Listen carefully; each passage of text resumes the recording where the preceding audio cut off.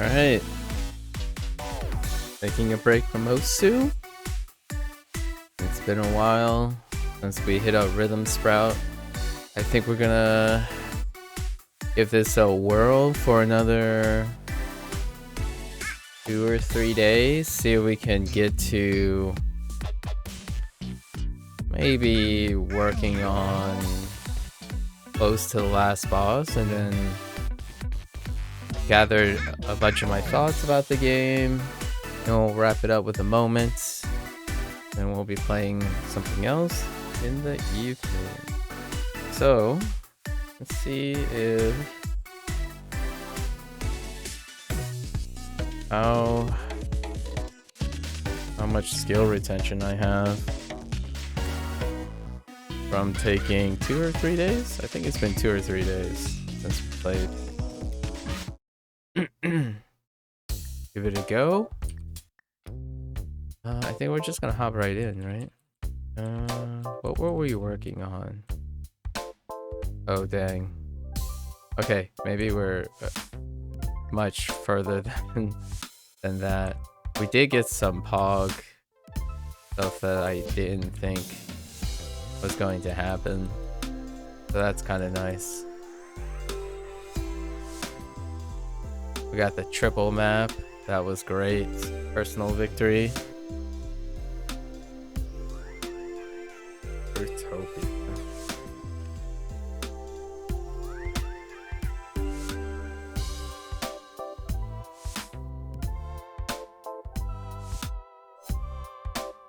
All right.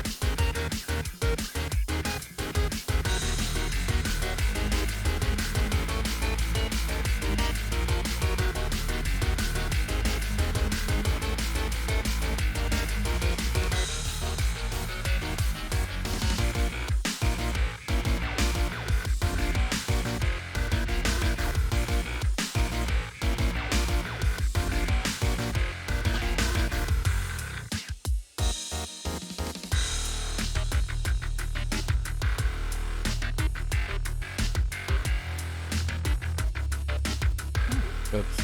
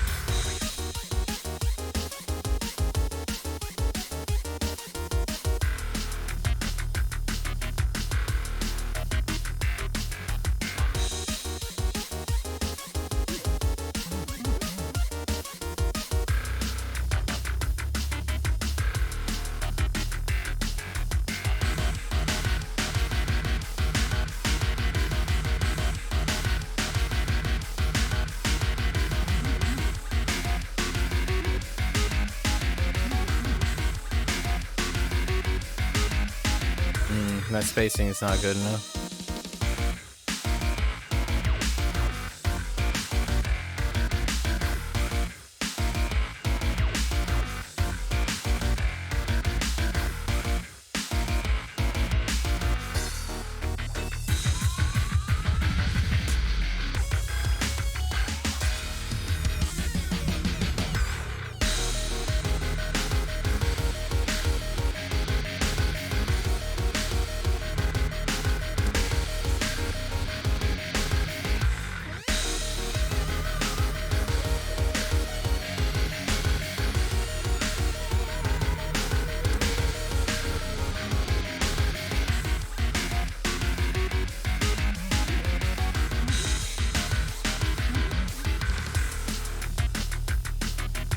rushing.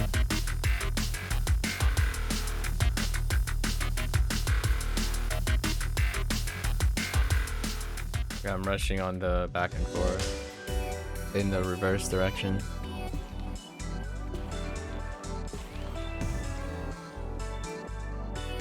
That's a good place for Sugar Rush.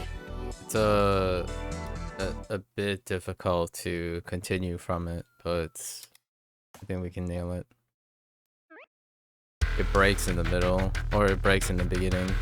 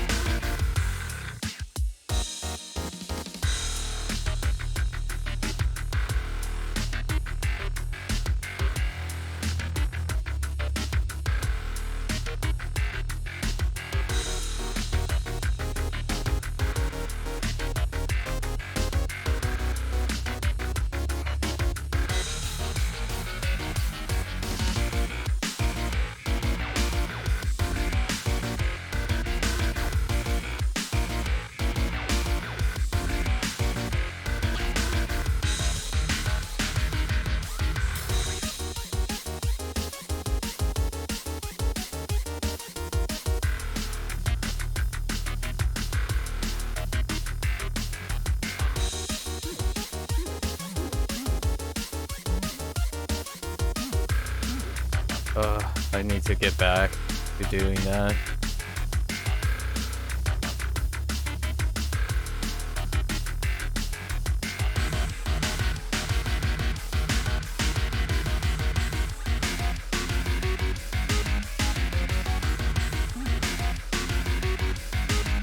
I was a little bit okay. I was early. Gotta slow it down.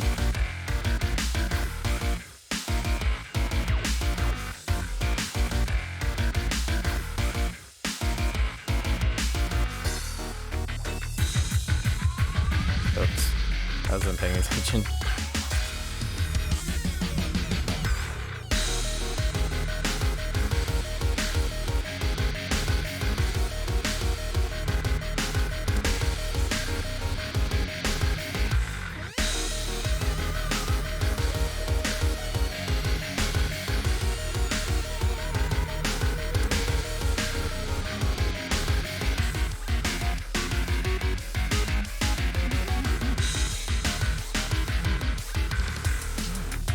I'm alternating too quickly.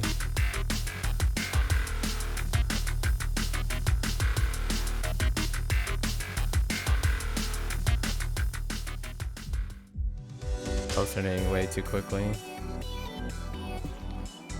Eh.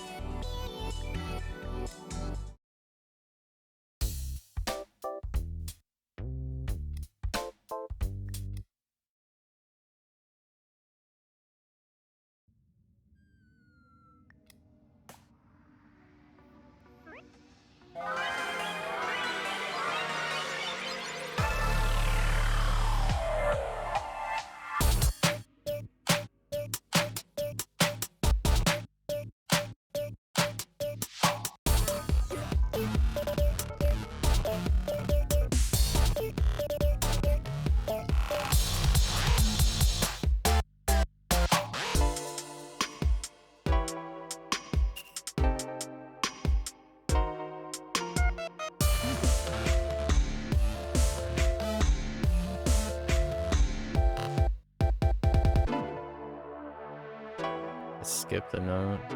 That was pretty common, I guess.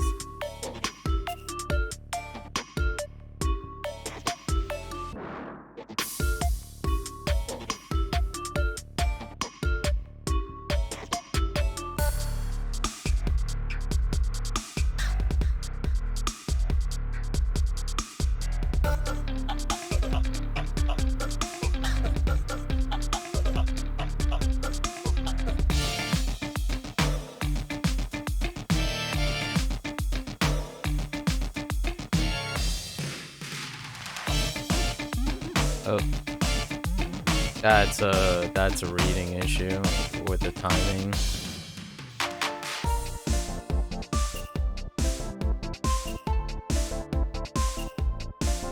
I practice timing. Oops.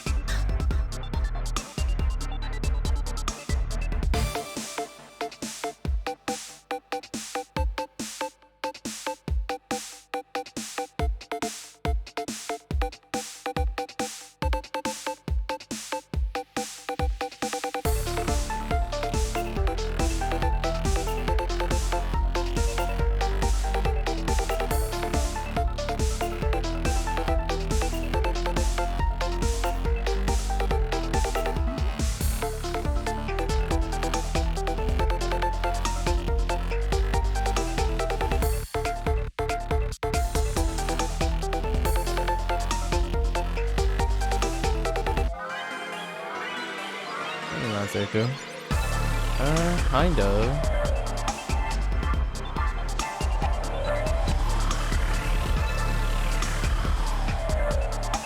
No, we're gonna wrap up this game in the next 2 days.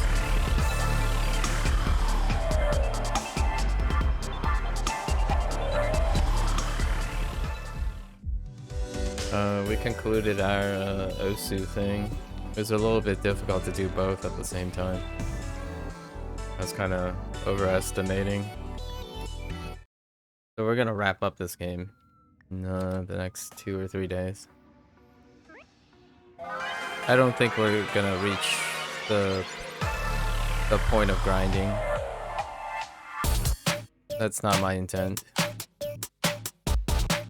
Grinding is not a mindset that I want to do right now.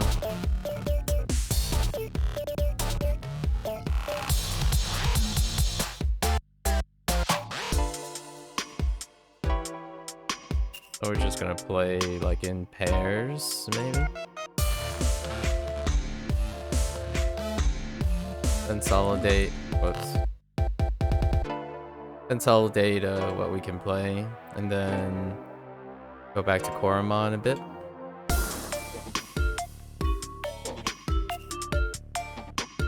We might be wrapping up Koromon soon too, as well.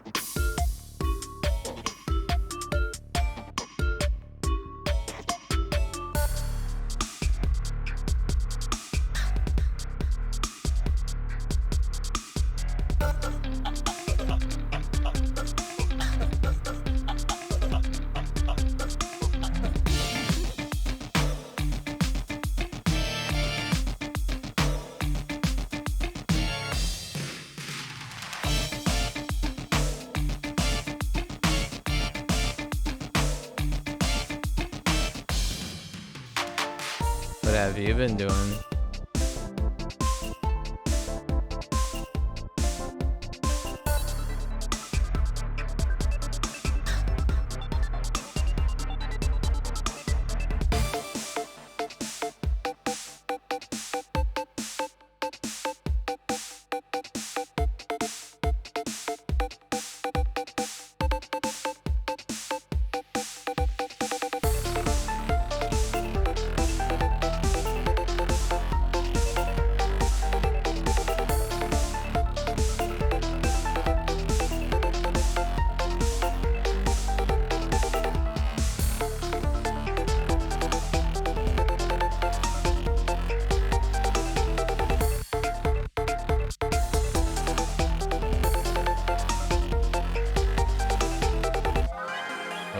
I dropped a note.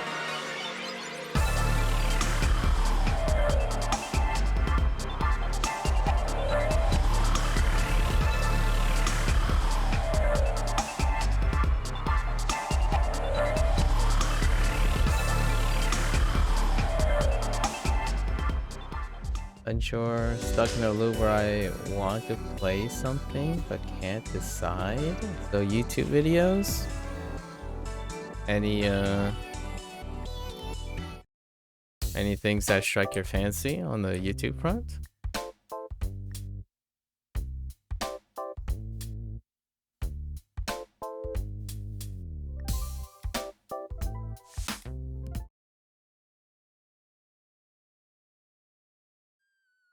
What are you deep diving in?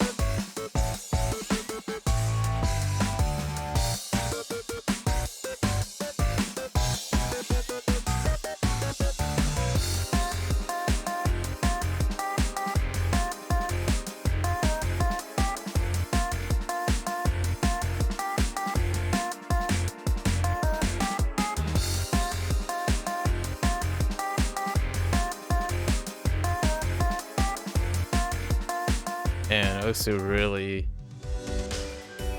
made non-alternating uncomfortable again. Town of Salem. Oh, that's interesting. The in what context with the Town of Salem thing? Like historical Town of Salem stuff? Or the game? Okay. Huh. Interesting. Is it trending? Or is it what inspired you?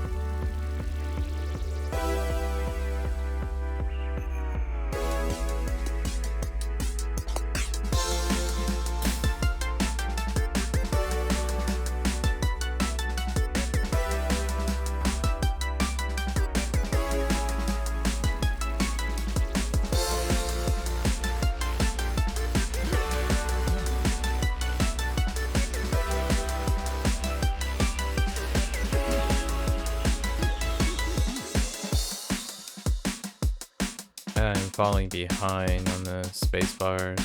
I see. Not a bad correction. Just gotta get used to the reaction time again.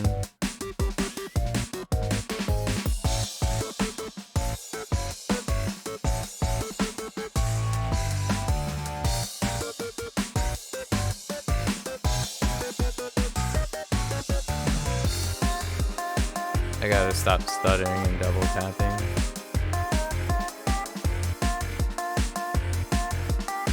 A few air notes here and there.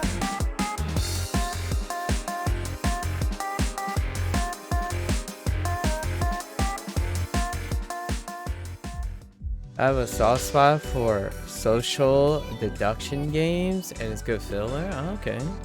Love the deduction games. There's quite a lot of them, especially some very, very tried and true classical formats over the tabletop. Do you play any tabletop versions? Anything that caught my attention trending wise? Here's something that doesn't happen very often in the gaming industry. If we're talking about gaming. Sony pulled a hat trick. Or not a hat trick. I guess it's their second attempt. And they went against the grain and released a product that reinvigorated an existing trend that died, or that was on the downtrend. It was gonna get buried. I don't know if you catch my drift of what Sony did recently. They knocked it out of the park. Congrats to them. The last time it happened, it was Valve. I can't believe it's already almost been 2 years since then. Or I can believe, but sentimentally, it's already been 2 years since Valve attempted to reinvigorate. What is Sony gonna do next? I wonder. The PlayStation VR 2, it came out to glowing success. Like glowing critical success. VR was on a downtrend. It was at risk. And usually corporations don't fully commit to these things. When you see a downtrend in the development cycle, they tend to like step back a little and take half measures, but they pulled it out. That's very unprecedented nowadays in large corporation decision making. Valve was the last one to try to do that because it was trending upward, right? But it was fizzling out with HTC and the Quest, the Oculus taking like reins. But Valve was like, nah, let's just make a super expensive index. And then we saw the downtrend as it was going. HTC released something. Moot, Meta, the company, released Quest 2. It slammed into a face wall amongst other things that was pulling down the development cycle. And now Sony came out and they knocked it out of the park. Pretty impressive.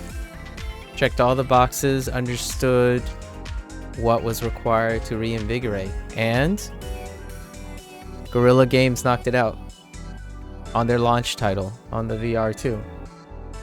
Congrats to Sony and Guerrilla. Like Sony's got this starting to get into an Apple status. Most of it went under my radar. Yeah, me too. I mean, like the VR announcement day, I heard a lot about it because I was following like E3, like the incoming E3, what E3 announcements, and then there's Computex and stuff tend to orient around trends, right? Trending technology. And Sony is starting to come out on Apple status. Like it doesn't really require a trend, and it properly should have went under most people's radar. It's something that it's waning so fast that it's often an afterthought. like the VR scene. When the first Quest, you know, when the Quest got released, and then the iterations of the HTC Vive, that was like, you know, that was the golden age, and that was like 2 or 3 years ago. Those waning. Then Valve was, oh no, sorry, that was like 6 years ago. And then 3 years ago, Valve was like, nah, launch title. Let's make a expensive premium enthusiast grade item. Half-Life Alyx, the Valve Index was released. It pumped back up. Then Facebook, HTC revived their VR system. Still can't keep it afloat. And now VR2 comes out. Checked all the boxes. Great launch title, thanks to Guerrilla Games and Horizon. Their Horizon IP, all in-house. Knocked it out of the park. So they iterated on the Valve and the Apple method. In-house development, build a quality launch title for your hardware, check all the boxes, and nail it. So now VR is back on the table for now. And Sony has many, you know, primary developers, right? Valve doesn't. So perhaps Sony will be the one that reigns in on largely an uncontested field. Because yes, sure, Meta releases a competing headset after their acquisition of Oculus, and HTC is a struggling hardware company right now to remain relevant in all their sectors. Sony has a whole line of primary house developers with a product that had glowing success, glowing reviews, both critically and among those who adopt VR.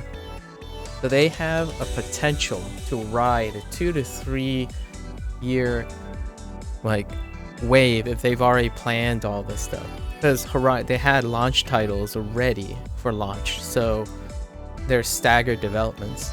Perhaps Sony is to announce some more. Yes, that's the idea. Although no one's attending E3, by the way, all the 3 major publishers are not attending E3. They're probably going to do their own direct. And remember that right now Microsoft and Sony is in a huge lock-in contention for monopolizing their stronghold until another competitor enters the scene, right? So Microsoft is doing their Xbox Game Pass, and Sony's not touching that, right? Just, we're doing them so they can perhaps become the de facto VR set. In fact, that VR set was so popular, just booting it as a device, it's starting to trend like a household name like Xbox controllers for the PC. So affordable VR set, like Sony is possibly even taking a jab at Microsoft for saying, you know what, we also have a dip in the PC gaming, like carving a share out of the PC gaming community. Because right now it's looking like Xbox Game Pass knocked it out of the park. They want to acquire Blizzard and Activision, and people are stopgapping it because they're suggesting that Microsoft could make it into a closed ecosystem, right? Even more of a closed ecosystem. So kudos to Sony for saying, nah, we got this. Generally speaking, it would be something like Valve approach, where we're doing limited runs of our index. Usually it's pay to order, right? So you pay, then they'll order up. So keep a small stream of interesting things. But Sony just went full stop. Here's the trailer, here's our product, center stage. That's pretty cool. I didn't get a chance to talk about this in the past week because someone's out of town. In order to compete, it's AMD versus Intel. Sony and Microsoft has the reins. Nintendo has a non-compete. You know, it's kind of one of those, like, Nintendo is the niche. It's the non-compete. They are not diversifying as much. So Sony's diversifying. And Microsoft, it's untouched. VR, can you name something that has the whole 9 yards from beginning to end? The apps to support the hardware? Sony's in a prime position. And honestly, I'm looking forward to possibly owning a Sony VR as a stop into VR. Who knows? It hasn't been trending upward and popular enough for me to hop on board, but apparently the set is wonderful. And that's pretty sweet. I haven't said VR in a long time. Like, it's been over a year and a half since, maybe even 2 years since I mentioned anything about Beat Saber. So, cool. Awesome. It was on my thoughts because when I'm playing these games and like Koromon and stuff, I'm thinking I wouldn't mind just VRing a 32-bit hyper-realized sprite version of virtual reality. That would be just pretty rad, right? So it's hopeful. I mean, I'm very hopeful. And as a business sense, man, it's an opportunity. That's what was on my mind when I was thinking about the gaming industry. I don't think there's anything else that stuck out. Atomic Heart was released yesterday. I checked the initial consensus and the feedback and stuff. It was an average launch. Nothing extraordinary to write home about. There is some geopolitical controversy with it, which I've been following for a while prior to its launch. But Atomic Heart launched yesterday. Or earlier today, technically. Yeah. That's interesting. I don't know if I have a direct avenue to that. Like, I don't know what Sony directly owns when it comes to the streaming service. Like, what streaming rights they have. In terms of the anime stronghold, I would probably give the crown currently, but not by far, to Netflix. Because Netflix is pocketing and producing and creating in-house partnerships with anime. What I mean is, they can call up, they're like, yo, hey, the three bigs, can you make us can you pitch us some ideas? We'll buy them from you, kind of thing. Amazon has a loose. Amazon's like 4th, maybe? But of the ones that we're talking about, so if we're talking about this, we're probably talking more in the guise of like Microsoft, the big corporations. The Netflix is not a big corporation, obviously, but not that far-fetched from Sony in terms of this area. But Amazon has a dip as a big corporation, like a comparative big corporation. The other ones they're small competes, so Sony could probably give them a generous offer even to take over their service. So we don't usually place the discussion like Crunchyroll or Funimation. They're like quite low, right? So the closest thing possibly is Netflix, which still really isn't that close to Sony in the grand scheme of things. I haven't used Sony's streaming service. I don't know what it's like.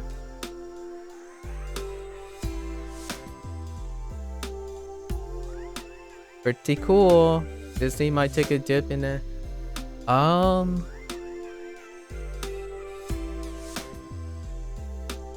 Well, Disney is doing a Netflix. They're producing it in-house with the hire of development, as opposed to streaming. They're the Apple approach. So is Sony. Sony likes to do a lot of things the Apple approach, where things are homebrewed or behind closed doors. And Disney has some collaborations working already. It's still quite dramatically behind Netflix, but Disney is a bigger corporation, so have more resources, so they can brew their own in-house stuff. They already started partnerships with Anthology stuff that deals with that type of content. In terms of like anime publishers and studios, I think they're still relatively unchanged. It's still belonging to private corporations and private publishers like Funimation. Actually, I don't even know if Funimation is public or private. I haven't checked the status of a lot of the anime publishers these days, but Disney does have a lot of publisher collabs and rights, so they can easily strike up pitch ideas, strike up their own personal exclusivity, because streaming services thrive on original content.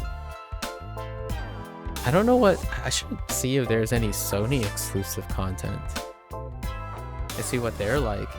Netflix is right now for me is Crown for original, like it beginning to end, like the stuff that gets streamed that constitutes as anime, right? And with collab with developers, that's owned by Netflix as well. So it's a double whammy. It's top down, kind of like the VR, while Sony has VR and the first party games to support it. It's an exciting time to be an anime lover, though. You got your dips, your collabs, your hybrids. It's a new frontier. In terms of anime streaming, I'm not sure what is. I only know what the devs is streaming, but Sony owns Funimation. Oh, okay. Oh, that's right. That's true. Sony roll both of them. That's right. So technically they're public, but they're technically they're private, I guess, because they're subsidiary of Sony, but it's public because it's reflected in Sony's. Yeah. Crunchyroll, so they did acquire all of Crunchyroll's original foundations, including Funimation's. So that's a fairly big library that they acquired.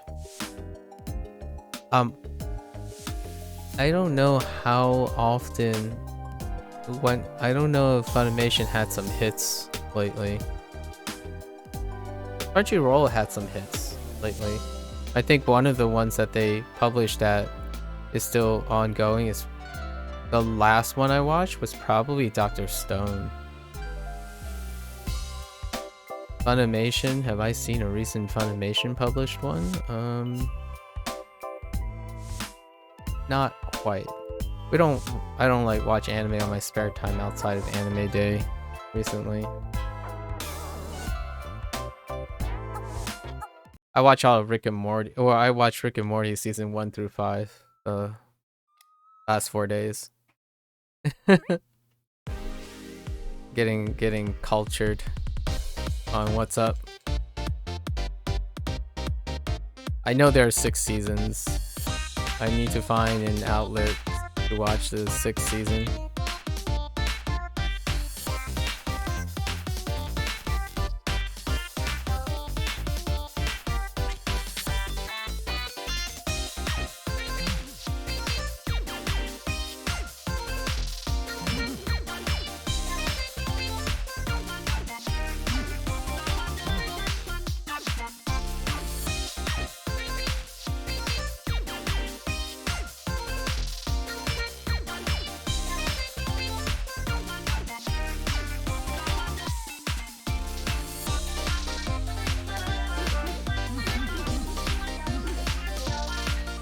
I'm reading the chart incorrectly. Or I'm reading the timing incorrectly. That bar appears further back than I think.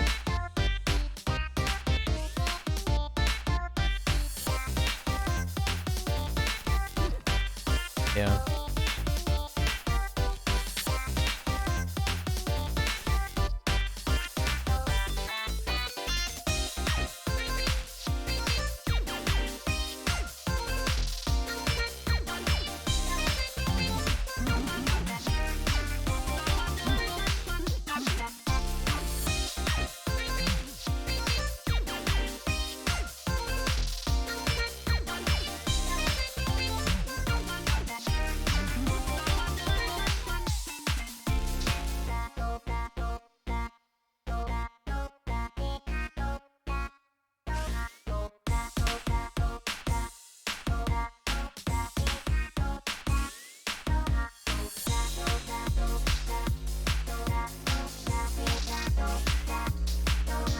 Oh, one thing to note about this game is the chart orientation actually changes a little bit between maps to match the the hill, the incline. That might seem like a trivial difference, but as an OSU standard player, it matters quite a lot. Just the subtle difference can create a timing change big enough to be off time.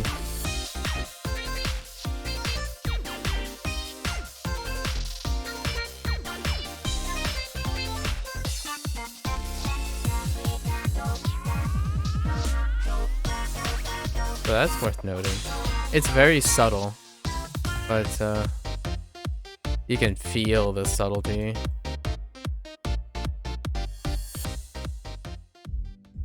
HBO Max? What about HBO Max? Oh, no, it's not. It's, see, Rick and Morty is... It's a TV network.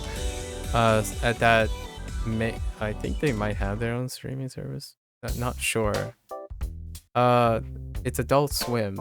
Who owns Adult Swim? Cartoon Network? Is it still Cartoon Network or is it a bigger company?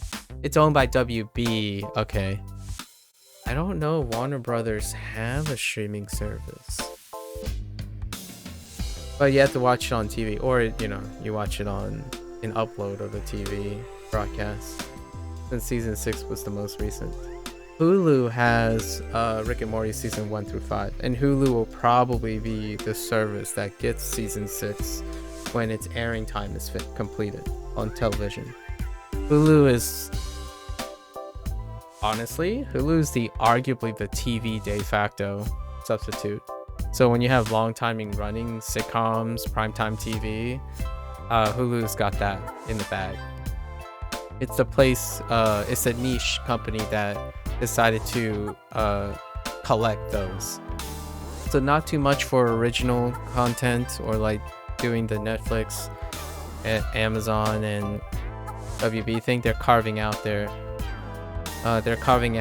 the primetime TV lovers. So whenever I want to watch like Bob's Burgers and the things that get aired serially for a really, really long time because of primetime television, Hulu is the...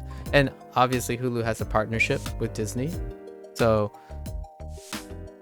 that's how they double kind of dip and take a little bit of the pie, right?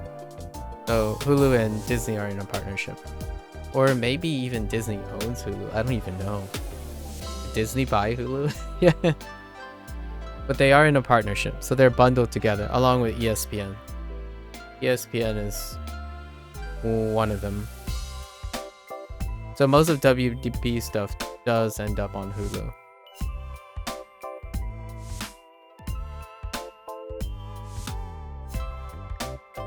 I think. That's my impression anyways. I don't know what the technicalities and the real things. It should be out sometime this year, I see. It was wonderful. Rick and Morty was awesome.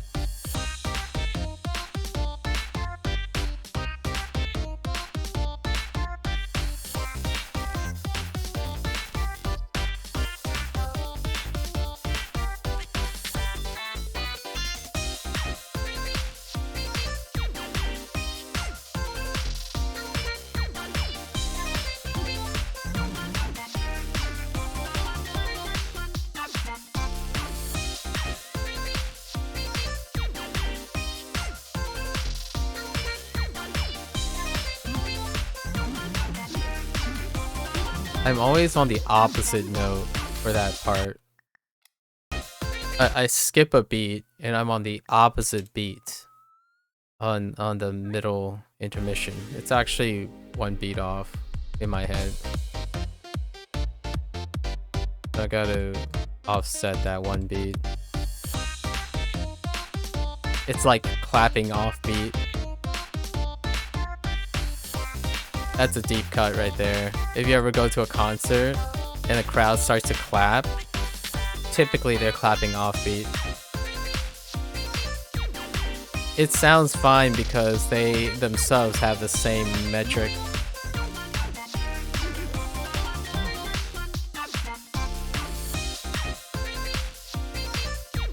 I don't know if you ever went to a concert and you ever listen to the music closely. It's like, wait a minute.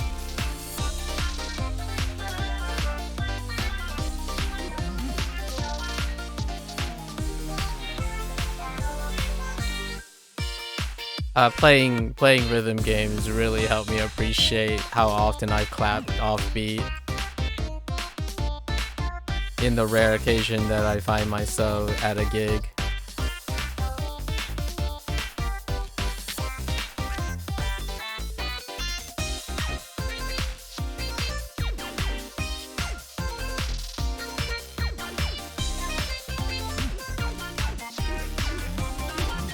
I'm getting my buttons mixed up again.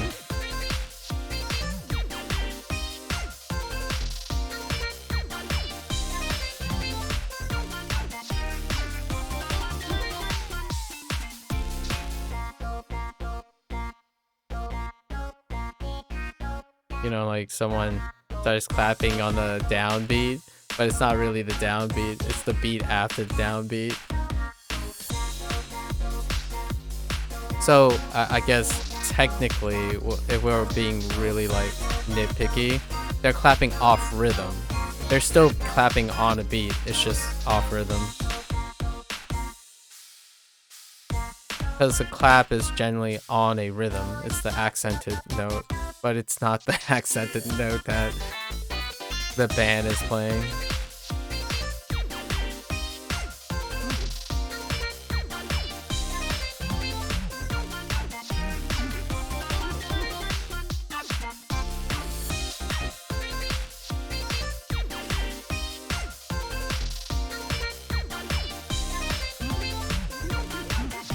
Like that. And that. Just full strings on, full strings on. Oh, okay. So HBO has it too? I could combine them then. Is there a release date? So I could hit up HBO Max and also get my Rick and Morty in.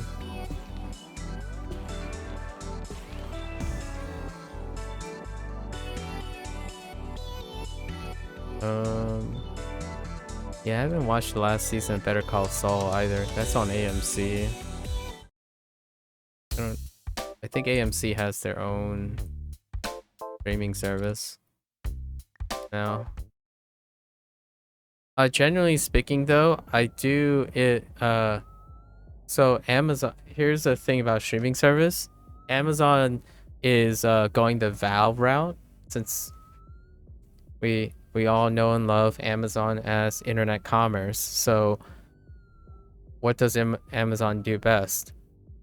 They act as a hub and a marketplace for everything, right? Because they're in online commerce. So what they did recently was they struck a deal with anyone who wants to play ball, and Amazon got a light cut for using Amazon's Prime Video to advertise their services. So Paramount Plus, Peacock, that kind of thing. They're the one-stop shop at Amazon. And it goes through Prime Video. So when you go into Prime Video, you'll see a bunch of shows cross-advertised with all the other competing ones against the giants. So Amazon is collectively becoming the marketplace once again, not just for hardware, smaller businesses, affiliate marketing, all the other competitors that get buried that needs a stepping stone, they effectively become the BuzzFeed of YouTube. I don't know if BuzzFeed is still around, but that intrinsic thing where BuzzFeed is the stepping stone for the greater content creators. So you go into BuzzFeed, it's kind of like a university. You go in there, you run through your ropes, get some exposure, you take your content with you, and make it out as a sole proprietor, or aka an influencer, right? A content creator. Amazon does that, and they get a cut along the way. Amazon, so like how I watched Paramount Plus, it was because Paramount Plus had a week free trial. How did I know about it? I'm a Prime Video user, right? Because I'm an Amazon Prime member. More traffic to Paramount Plus. Once Paramount Plus becomes big enough, they can decide to go off on their own. But meanwhile, Amazon is seizing the deal to collect all these collectively as a storefront. So they pulled a Steam. Amazon does what Amazon does best. Stay as a storefront for all the little guys until they can compete. So like all the smaller ones I didn't hear about in streaming service, it's probably on Prime, and I'll eventually see it. Like, hey, this show's interesting. I want to watch this show, and then they'll give you like the first 1 or 2 episodes, right, to watch, and then continue subscription purchase through Amazon, linked, affiliated with like Paramount or the network that they're associated with. It's a solid move. They've been doing that for a while. Amazon just approaches it in a very classically Amazon way, but way different from the way the Apple philosophy. It's more of a collective philosophy, and I enjoy comparing and contrasting the different market strategies. It's great that there are different models to collectively compete indirectly, and in a way they have their pros and cons, but it's a great stark contrast to what Netflix popularized, which then created Disney Plus, like led to the Disney Plus model and the HBO Max model.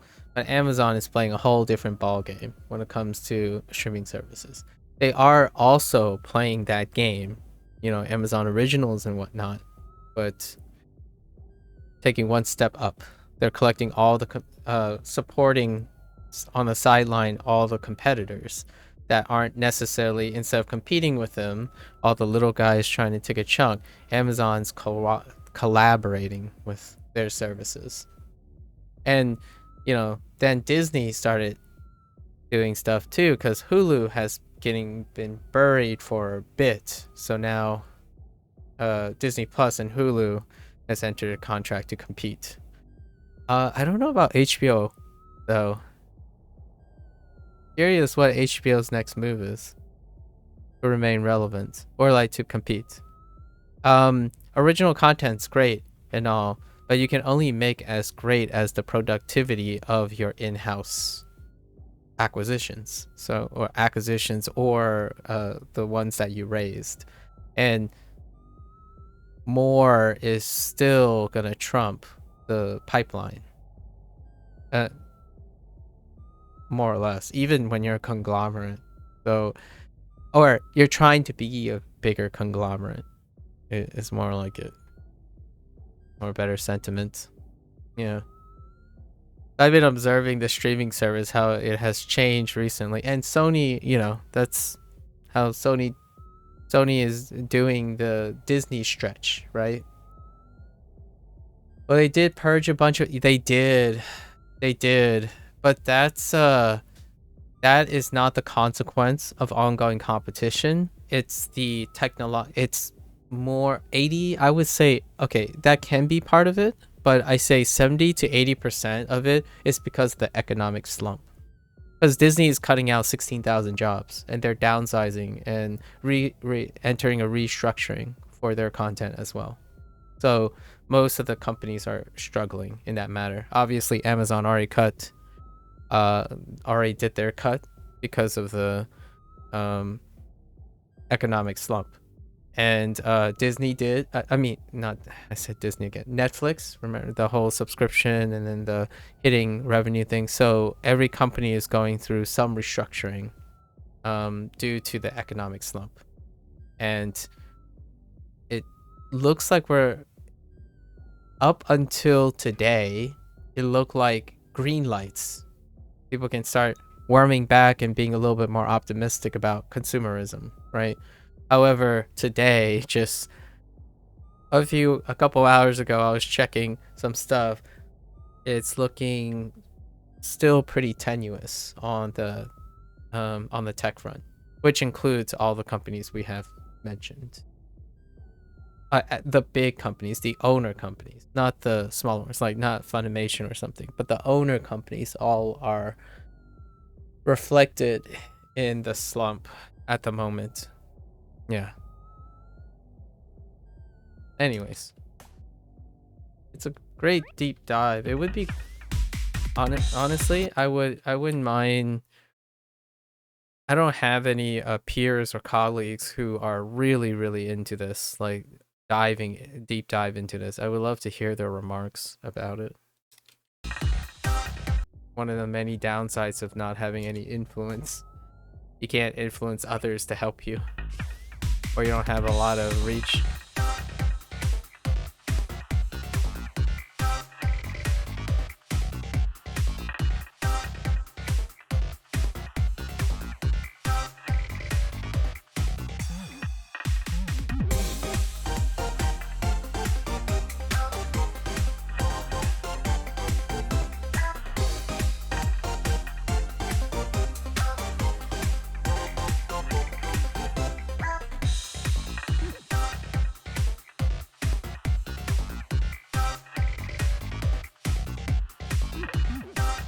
Oh, there are so many great people out there that can juggle all of this.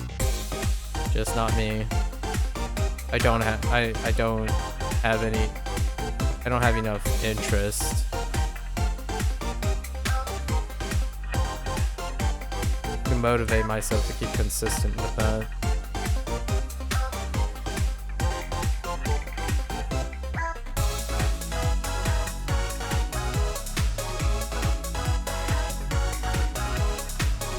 So the closest thing I have is if someone released that material, right, and did it themselves, I would have to trust them.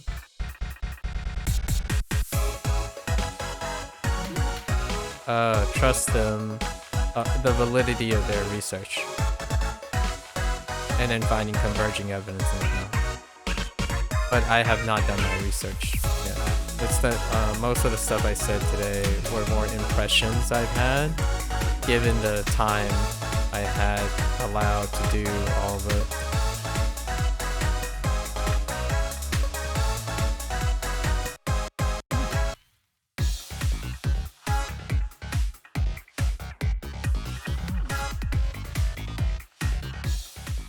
I retained most of my... I saw the Super Bowl roundup. I was gonna watch some highlights of the Super Bowl, and then the only Super Bowl commercial that I came across that struck into my algorithm was the Breaking Bad Super Bowl for popcorners, and it inspired me about popcorners, which may be a product that Sun might like to eat. It was kind of a nice, pleasant surprise. I do. Is his name Cranston? Braston? I keep forgetting his first name, but I really like that actor. He came into his own, definitely. My first exposure to him in an acting role was Malcolm in the Middle as the father figure. I didn't religiously watch Malcolm in the Middle, but it was sufficient for me to understand the contextual side and what target audience and whatnot that they were after. That particular show didn't target me at the time I was exposed to it, but you know, that Breaking Bad is an intense show, and it was relevant to my YouTube algorithm because I was still watching Better Call Saul and stuff about Better Call Saul, like production, interviews, and whatnot. I really like that actor too, the Saul actor.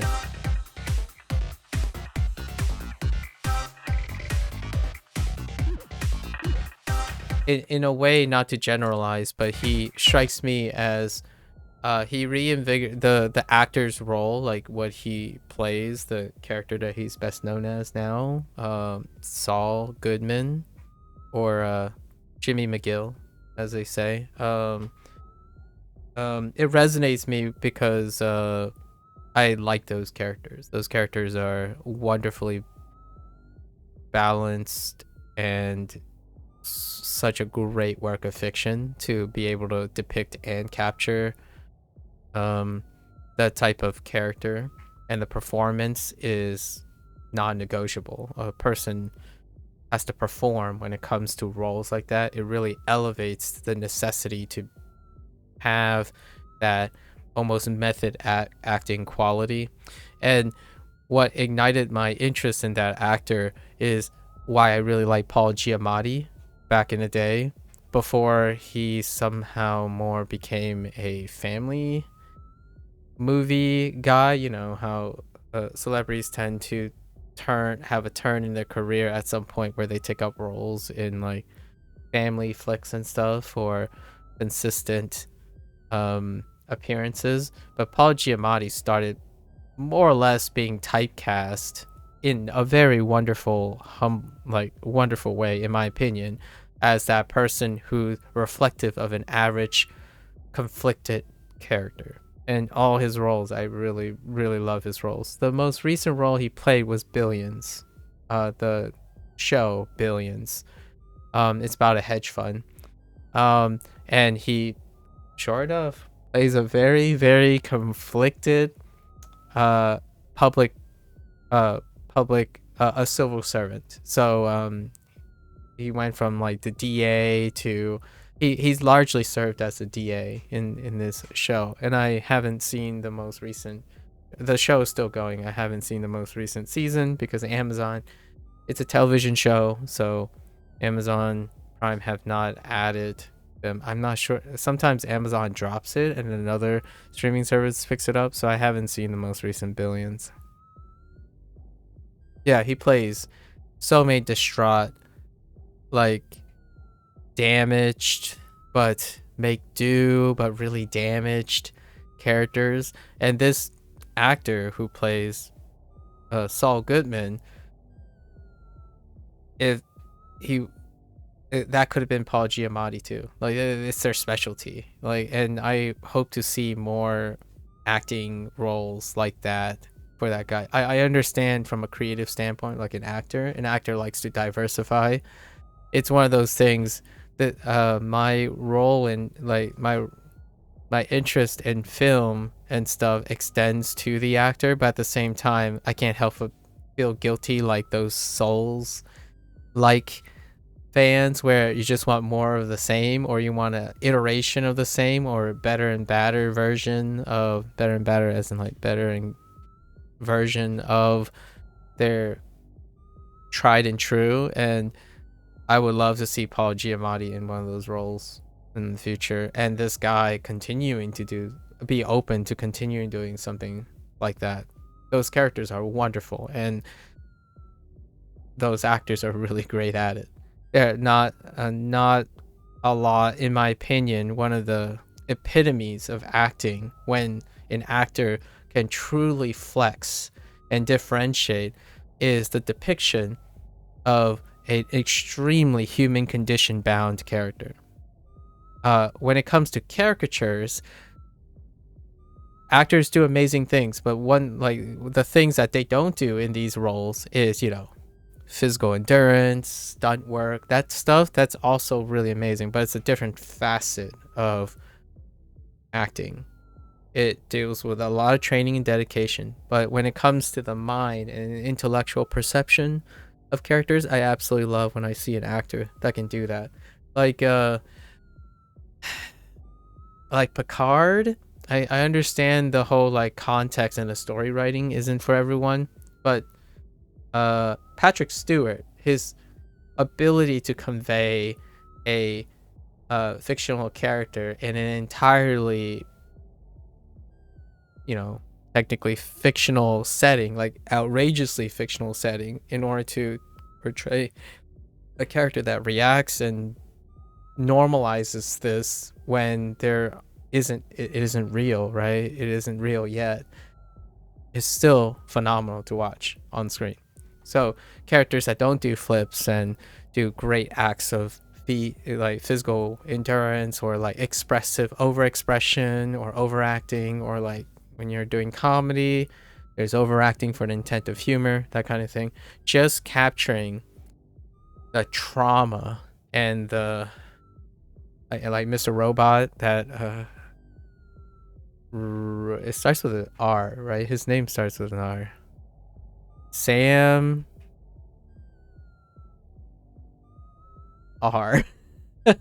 But his ability to portray that character is phenomenal. It's one of the things, I think it gives actors the creative, it gives them one of the highest taxing roles, because they have to portray something that isn't visibly noticed by gigantic set pieces or really gross, like large action.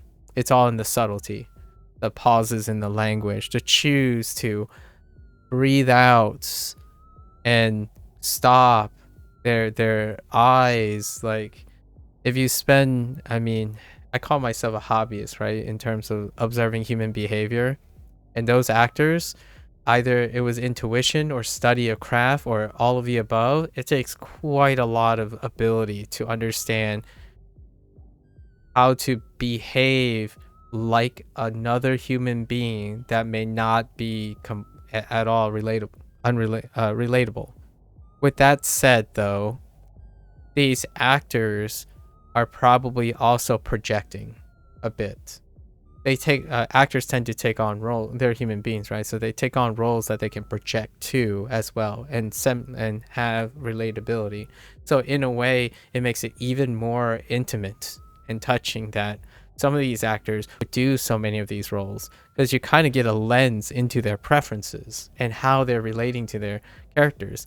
Unless, something came out crazy, like, for example, Christian Bale's. He is a classically known method actor, and method actors may be very different from their character history. But generally speaking, method acting is a classical approach that I would argue substantially the large body of actors don't participate in, like in 100% thing.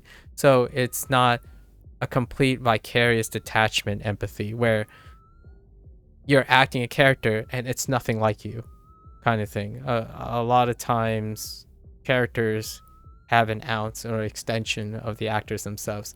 So it makes you think, like, the actors that play those roles, that's strong.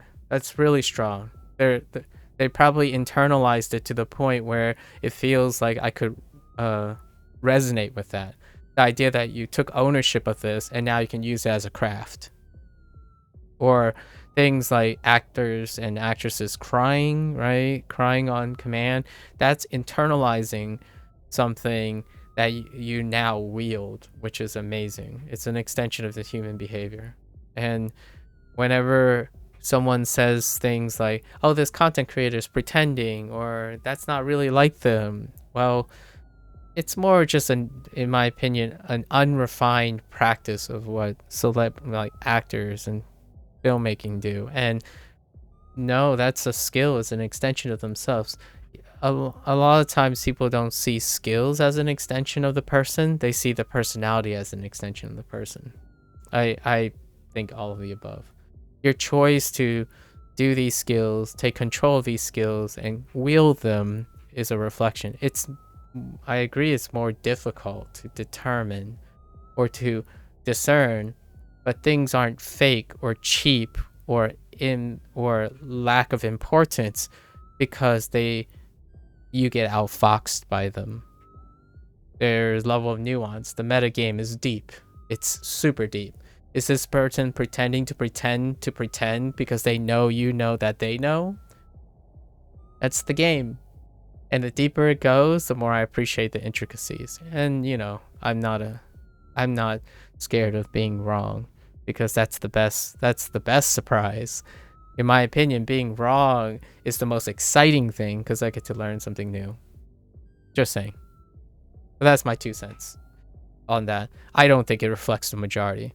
I would bet against myself that what I just said is a vast minority of people online. But those vast minority of people are some of my best friends. And I would love to meet more people like that, to be fair, but statistically is very unlikely. In a way, when people say, do you have any friends? Like, man, you're not popular, you don't have a lot of friends. It's like, yeah, my personality, I kind of take a pride in that. My personality is very rare.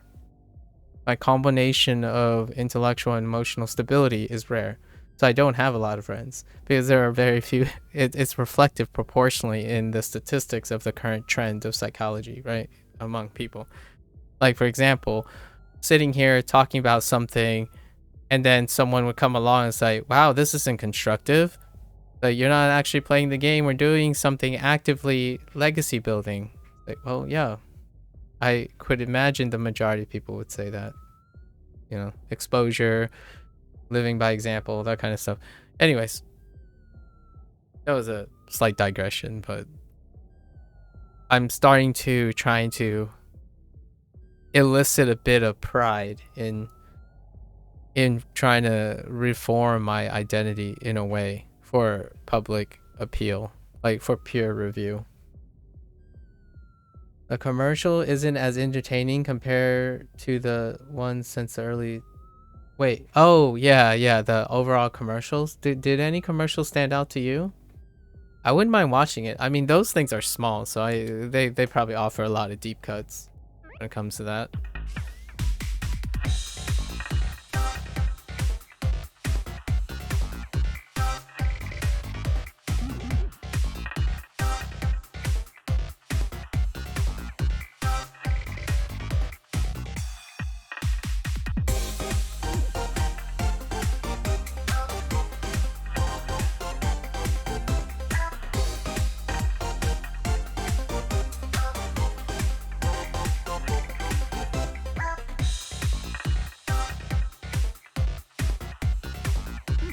I wonder what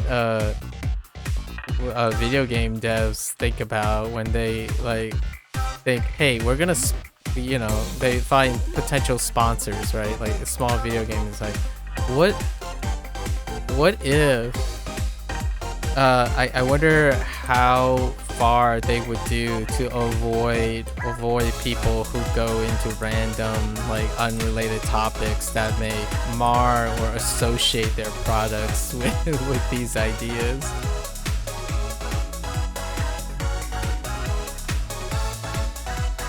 I know some of the answer and some of the statistics, but it would be awesome to hear from the actual devs, like to like collectively get some experience from their perspectives. Like, for example, we already know how that affects when people talk about like violence, right? And like geopolitical politics kind of thing. I just said political politics, but geopolitics. So they tend to distance themselves away from things like that. But what about behavioral studies and understanding mindset in a community that's worth deep thinking about? That's kind of interesting. I wonder where some of the publishers sit on that.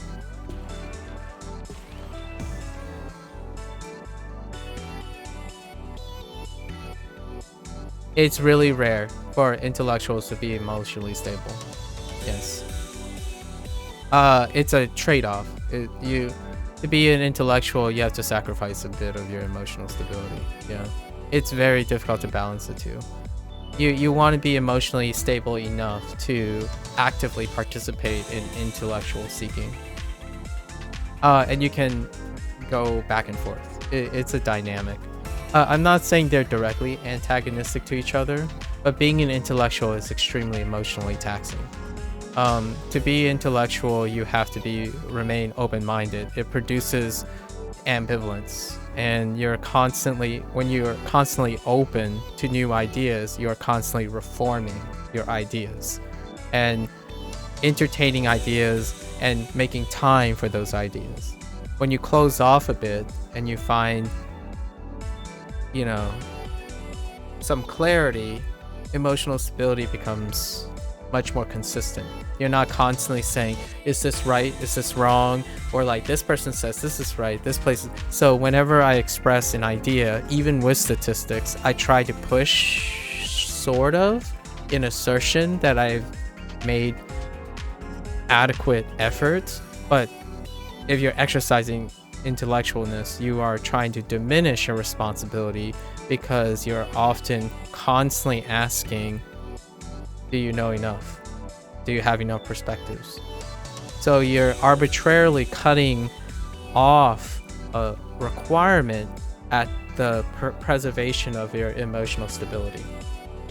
You are trying to make yourself feel comfortable, prideful enough, heck, even arrogant enough to take a risk and boldly suggest or claim something. However, it's antagonistic to being an intellectual. An intellectual tends to constantly be self-challenging and open. Yes, it doesn't make people trust you. In the current trend of the internet and stuff, it doesn't exude confidence. It's not reassuring. It can be very overwhelming. So when you're making friends and stuff, intellectuals tend to gather in niche, closed off communities because they alienate. Intellectuals tend to alienate those others who don't understand their emotional instability, the ambivalence that they tend to have all the time. And that ambivalence is not a good or a bad thing. It's a consequence of being an intellectual. So it's acceptable. I accept and have to understand that I'm always constantly not sure about things. And that can help you cope with the instability. Like, you never did enough. You didn't do enough research. Can I even be an expert in something? Did what I say hurt someone or confuse someone? Did I unintended do something that I didn't intend to do? That type of stuff constantly flares in the mind. So to provide clarity, you close yourself up and you believe in things. You start believing in things, seeking principles, moral standings, pride. That type of stuff helps stabilize your emotions. They're very protective qualities. So when someone's arrogant and narcissistic, but they're really good at what they're doing, that narcissism and arrogance and confidence promoted that excelling, hyper-focused achievements. Typically, when you start doubting and looking for other challenges and stuff, you dip on your focus. You're very collectively inclusive, but you only have so much time and so much capacity. So you become overwhelmed. You become overwhelmed and depressed. And when you think about most of the geniuses in the world, that's post-history, they died very miserable. But it didn't mean they didn't find it really rewarding, that what they did, or found regrets or stuff. It's very hard to. I don't think human beings don't exclusively do one thing, right? Like exclusively be an intellectual. But when you're like bonkers, like super bonkers smart, right? Which geniuses are like maybe born once every. True unbelievable pioneers are born like 1 in 10 million or something. Those individuals don't even have time to process that they have emotional stability. They just keep going. Emotional stability is not even enough, they don't even have time for that.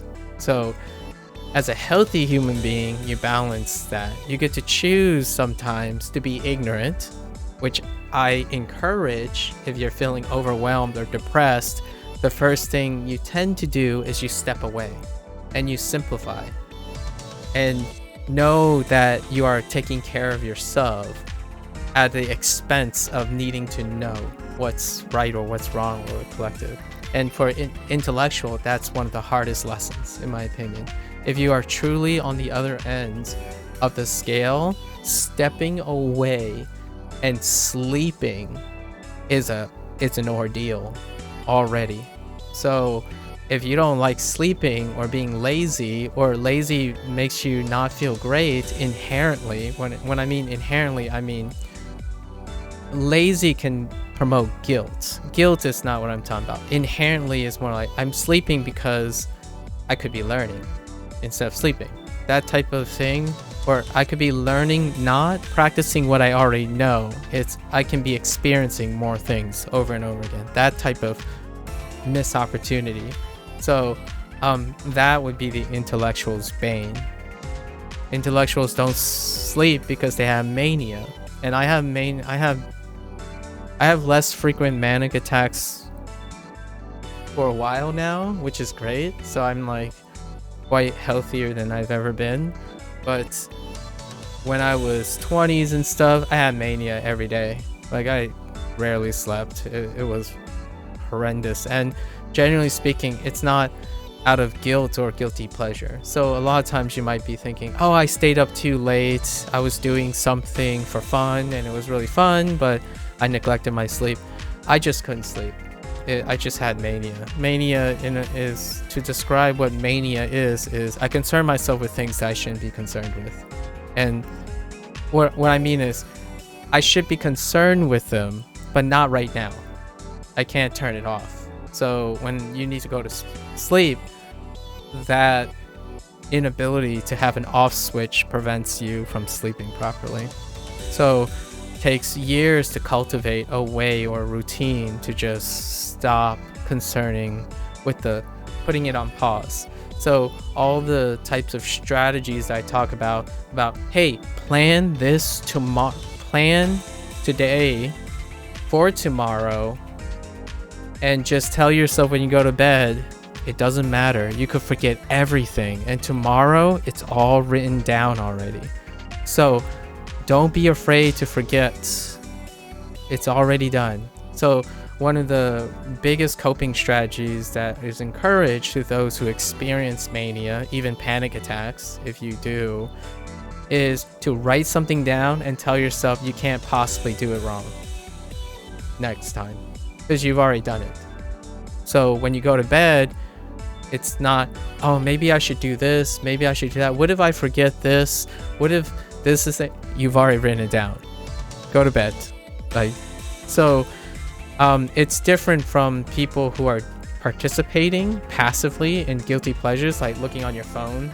Like looking on your phone is a passive activity that keeps people awake because it's in their current line of activity. The mania part of intellectual is concerning something that's accumulating your entire life. So it's not focused on the task at hand. Is the more you learn, the greater chance you'll have a panic attack and a mania, because you don't want to forget those things. And that's where the mania comes from. And that describes or attempts to describe someone who I would consider as intellectual in an unhealthy way, which I've dealt with myself for a really long time. And I don't find it as a blessing in disguise. I find it more of a bane. It's amazing to see people say, oh, I'm gonna go to bed now, and then I ask the next day, it's like, what did you think about, like, before you went to bed? It's like, oh no, I just went to bed. Like, that's great.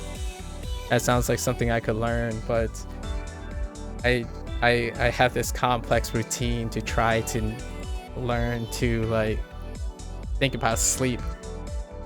In fact, I kind of do that literally. I think about sleeping when I go to bed.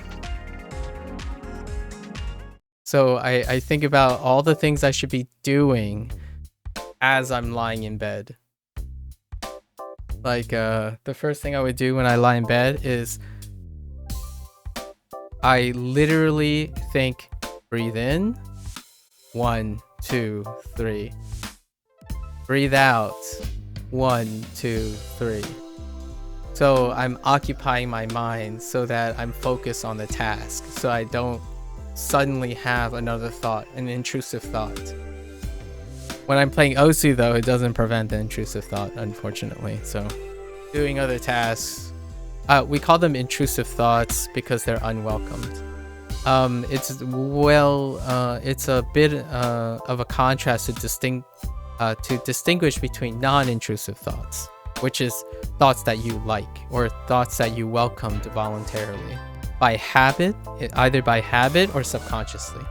So like wanting to watch your phone before you go to bed, and then this person doesn't go to bed until they watch their phone. That's a habit forming association.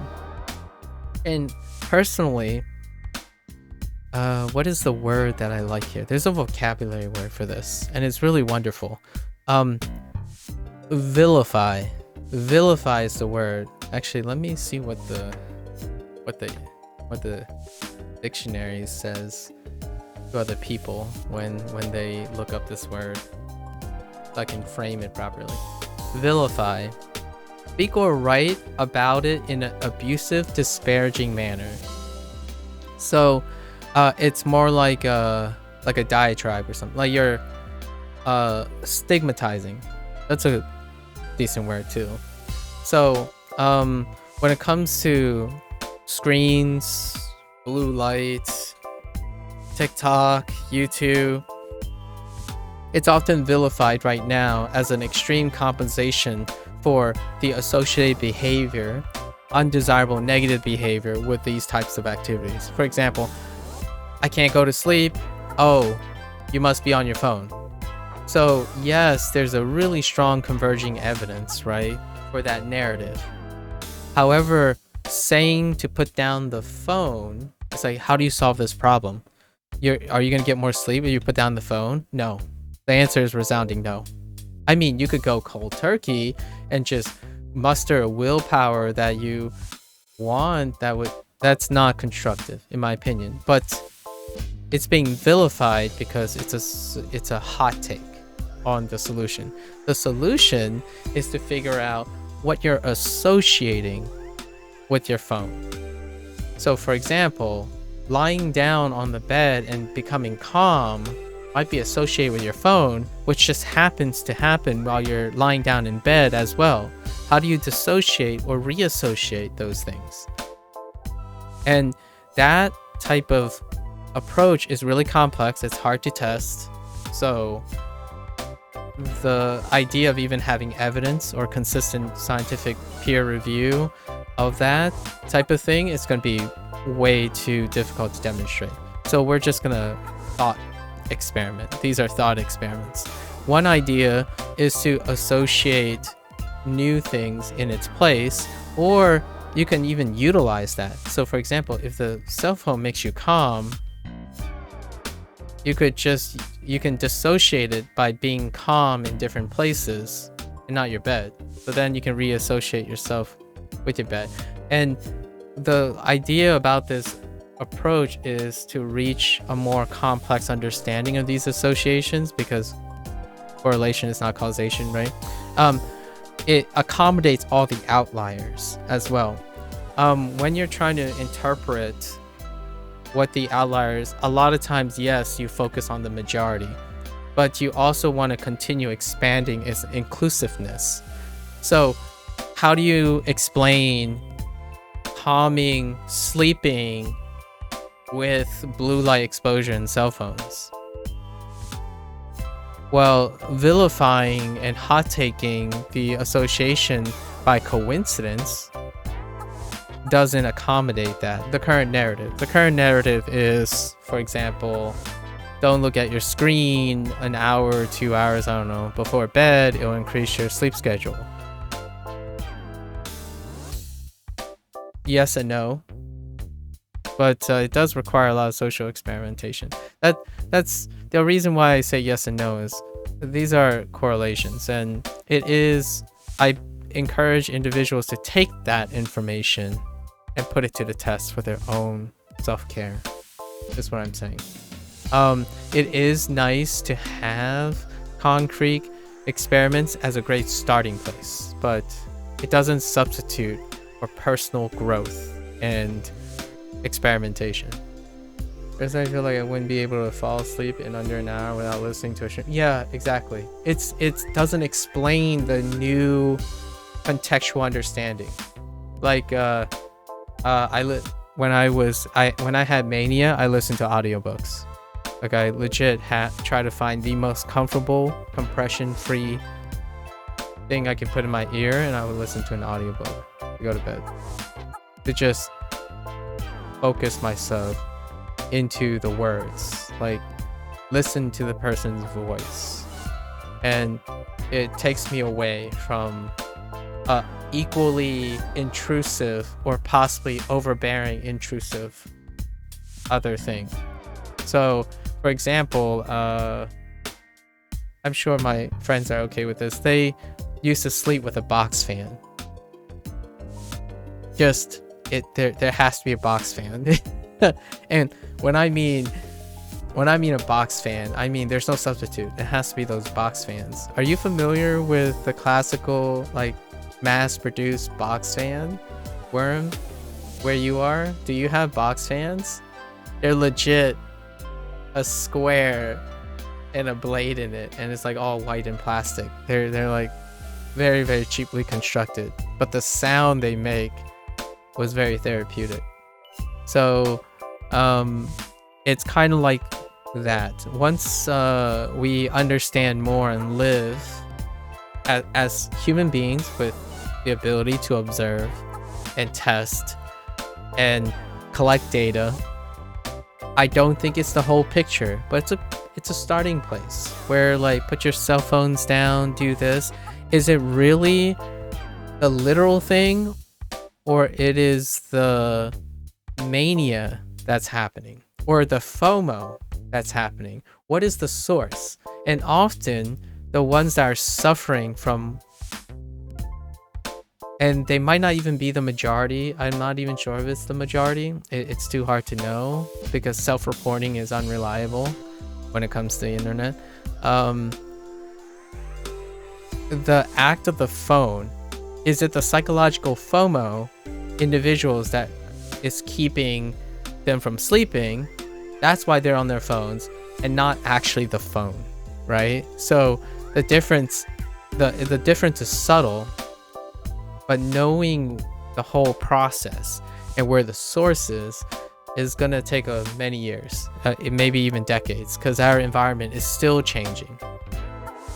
For example, I have never, like, to this day, I am in the period of my life that I am most exposed to blue lights, to LCDs, to cameras, to cell phones in bed and all that. And the driving force is less than when I was outside walking around doing experiments, walking in the sunlight. So in order to accommodate that, perhaps the driving force and more understanding of the process that's creating these associations would tell a bigger story, right? But man, I wouldn't want to take up as like a experimentalist, like someone who requires observational and controlled environments to try to discern something. It's a tough challenge. I wouldn't want to do it professionally. It's so spurious that mania is coming back. As an intellectual, it would drive me insane. And ironically, in a way, you have to be less of an intellectual to really want to tackle the answer for those psychological questions, because you want to hypothesize and go down a route instead of being stuck at step 1, which is, what is the question? What are you trying to test? Where do you even go from there? As a biologist or geneticist who like operates on other model organisms, not humans, I know where to start, because even that is too spurious. Like, it causes me 5 to 7 years of anxiety because they're uncontrollable and unknowables. Those who tackle human questions like psychology and stuff, it actually kind of requires a bit of closed-mindedness to want to do that. Because from my stance, I don't want to come anywhere near relying on my sub to be able to design an experiment and collect that type of spurious data. It's unbelievably daunting. And how do you overcome daunting mania and ambivalence, confidence, pride, and arrogance? That's how you overcome it. It's to protect yourself while providing clarity just enough to follow through. So going back to like Osu and maybe Rhythm Sprout as a rhythm game, the top people at the top, what are their inherent human conditions that are required to be up there? Narcissism, arrogance, confidence, and pride. And less of an intellectual. It doesn't mean when they stop playing Osu, they can forgo all that and become a different person. The task that the personality traits and stuff that they must enhance and train to get that point comes with hyperfocus, arrogance, self-centeredness. And those are the requirements. It's kind of like when people say, oh man, this super successful CEO of a multi-billion-dollar corporation is greedy. Like, well, yeah. What kind of personality do you think is required to be in a position like that? You know what I mean? So it's not the way individuals say it, it's like, oh man, I can't believe this person isn't a saint who gives money away and always think about the people. Can you reasonably pragmatically accrue that much wealth and do that without like dynamically shifting back and forth? Like, I'm not saying that person is always greedy, but when they are trying to make money, greed is the way. Like, you need a greed mindset to accrue wealth. Then you go into a spending mindset, right? Then you start spending and you're no longer greedy for that moment. So compartmentalizing a human being based on their current circumstance, it's reductive, but it's also less intellectual as well, but it helps clarity. So like, if I identify someone, it's like, you're suffering right now, you're very depressed. What I'm saying to you now is just in the now. In the future, all this stuff can be largely irrelevant, but you can make it relevant by seeing the value in it and retaining the value in it. So when you become depressed again, you have a prior experience and you actualized it. So you're not a human being compartmentalized by the here and now. However, that's not how we evaluate things a lot, because on the internet it's by impression. So things are static. All the information you have is this video. It's unchanged, it's immutable, it doesn't go back and just suddenly dynamically mutate into something else. You, as the beholder, can impart future value to something that's immutable, like facts. So when we talk about facts, when people talk about facts, they're not introducing facts. Like, what I mean is they're not reading off facts. They're actually talking about it. So they're interpreting it. So the interpretation will change. It's mutable. It's not transferable from the facts. You can have a lot of facts to strengthen your interpretation, but the interpretation is ultimately mutable. And it's cross-sectional. So in this very time, when I say things like yesterday, we had an Osu discussion. quite a in-depth OSU related discussion. The idea is the things I said was predicated on a combination of the time I invested in collecting data, which is not comprehensive. I don't think I've ever been in a situation where I was ever confident that my data collecting is comprehensive, but it reflects the here and now of my interpretation. And every time someone asks, so are you suggesting this? It's like, yes, I'm suggesting it knowing that I have ambivalence about it. And that is the true nature of being an intellectual, in my opinion. Whenever there's always a big but coming up. Like, the person might sound very intelligent, they're pervasive, and it's like, yeah, all this sounds great. But remember, I'm spinning a narrative to provide direction, and I found converging evidence for that narrative. You are well in your power to come up with another narrative with contrasting converging evidence in order to enrich the inclusiveness. So we were discussing about rhythm games, specifically OSU, how I was talking about the vast majority of individuals who play games are mechanically inclined, which is kind of like this game, sort of. And when you occupy a position of great expertise, your perspective no longer reflects the majority. It's an inherent intrinsic trade-off. The better you become, the more out of touch you inherently become emotionally and possibly intellectually away from the bigger scope of things. You do not occupy that space anymore. So when someone says, oh, OSU players always ask for help, it's like, well, first of all, are you experienced? Are you an expert? Well, based on my inclination, that person is probably viewed as someone very high, and sure enough, they are very, very experienced. And it felt like I called them out on their narcissism or self-centeredness and arrogance, but I wanted to emphasize that you are entitled for that. You are deserving of that. You are in a position in the 99.9th percentile. However, you have to mutually respect that when you are in that position, you are treated differently. You are confirmed and you are exposed to experiences that aren't reflective of the majority. And even statistics and my own personal experience align that the vast majority of, OSU viewers come for a certain other thing. Like, you don't have time to interest yourself in that.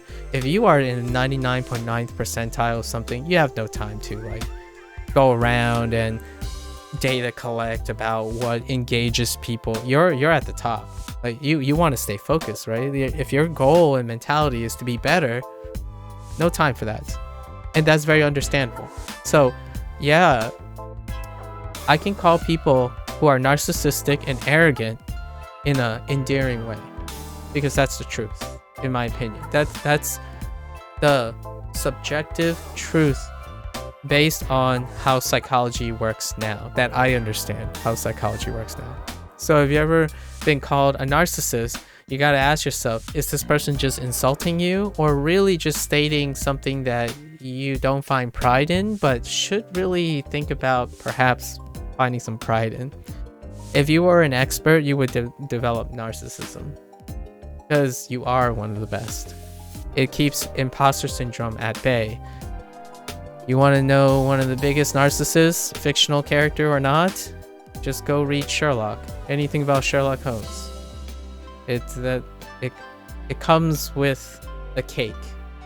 When you eat the cake, a bit of narcissism, arrogance, and self-confidence. Sure, it's vilified.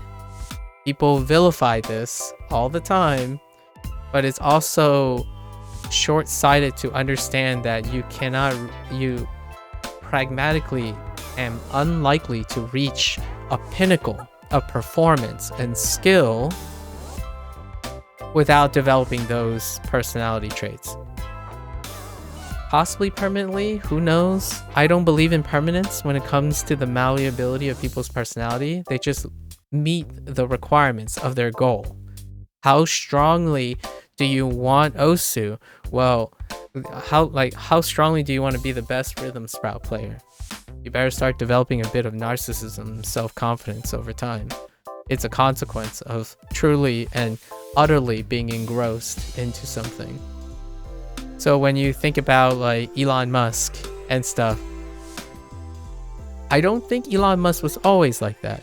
But man, you have to be somewhat like that to be in a position like that.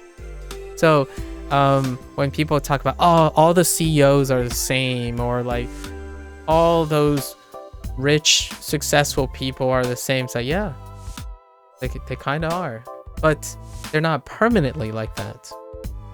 It's sufficient and necessary. It's sufficient and maybe even necessary for the position. The idea is you got to look at the history of the person in the continuum. They don't, at least as an intellectual, a person who take pride in being intellectual, I believe the human is dynamic enough to be really greedy and mongering in order to fit the role of CEO, and then suddenly humble themselves and do a labor job at a grocery store. And staying an intellectual keeps those doors open. Like, legitimately, the first thing I wanted to do, like one of the things I wanted to do that humbled myself, was I went to college, but I kept doing outreach programs.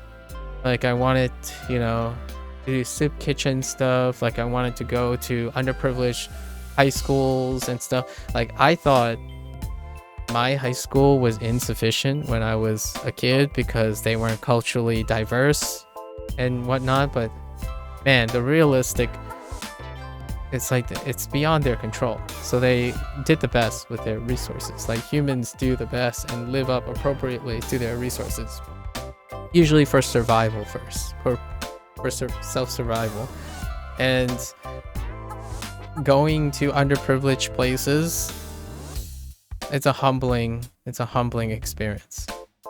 And that's the whole like Chinese proverb, right?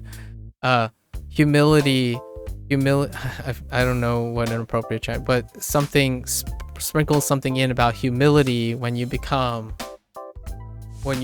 narcissism and arrogance at the peak of your life. Humility grounds and reminds one of their starting place, and that kind of thing is cool. At least I think. All that, I don't know where I was going with that, but it is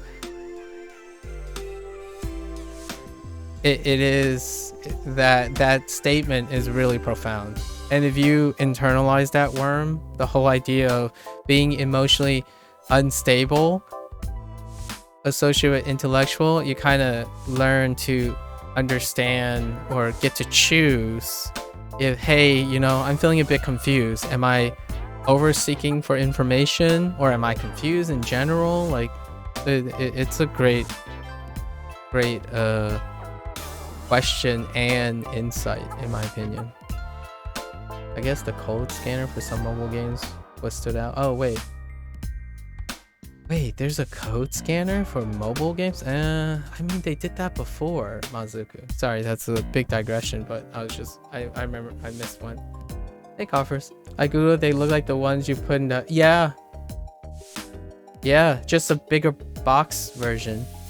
But yeah, my friend slept to the box fan. And you know what? When they had that box fan, I was fine with it too. Like, that personality, it was amazing how I'll ask my, I'm gonna ask my friend on Wednesday. I'm curious what the box fan did for them. When I was talking to them about the box fan before, they said they like the hum, the consistency of the box fan to get them to rest. But I really want to ask them if because they had intrusive thoughts, or like what was the mechanical or the mental service of the fan. When I met them, that box fan helped.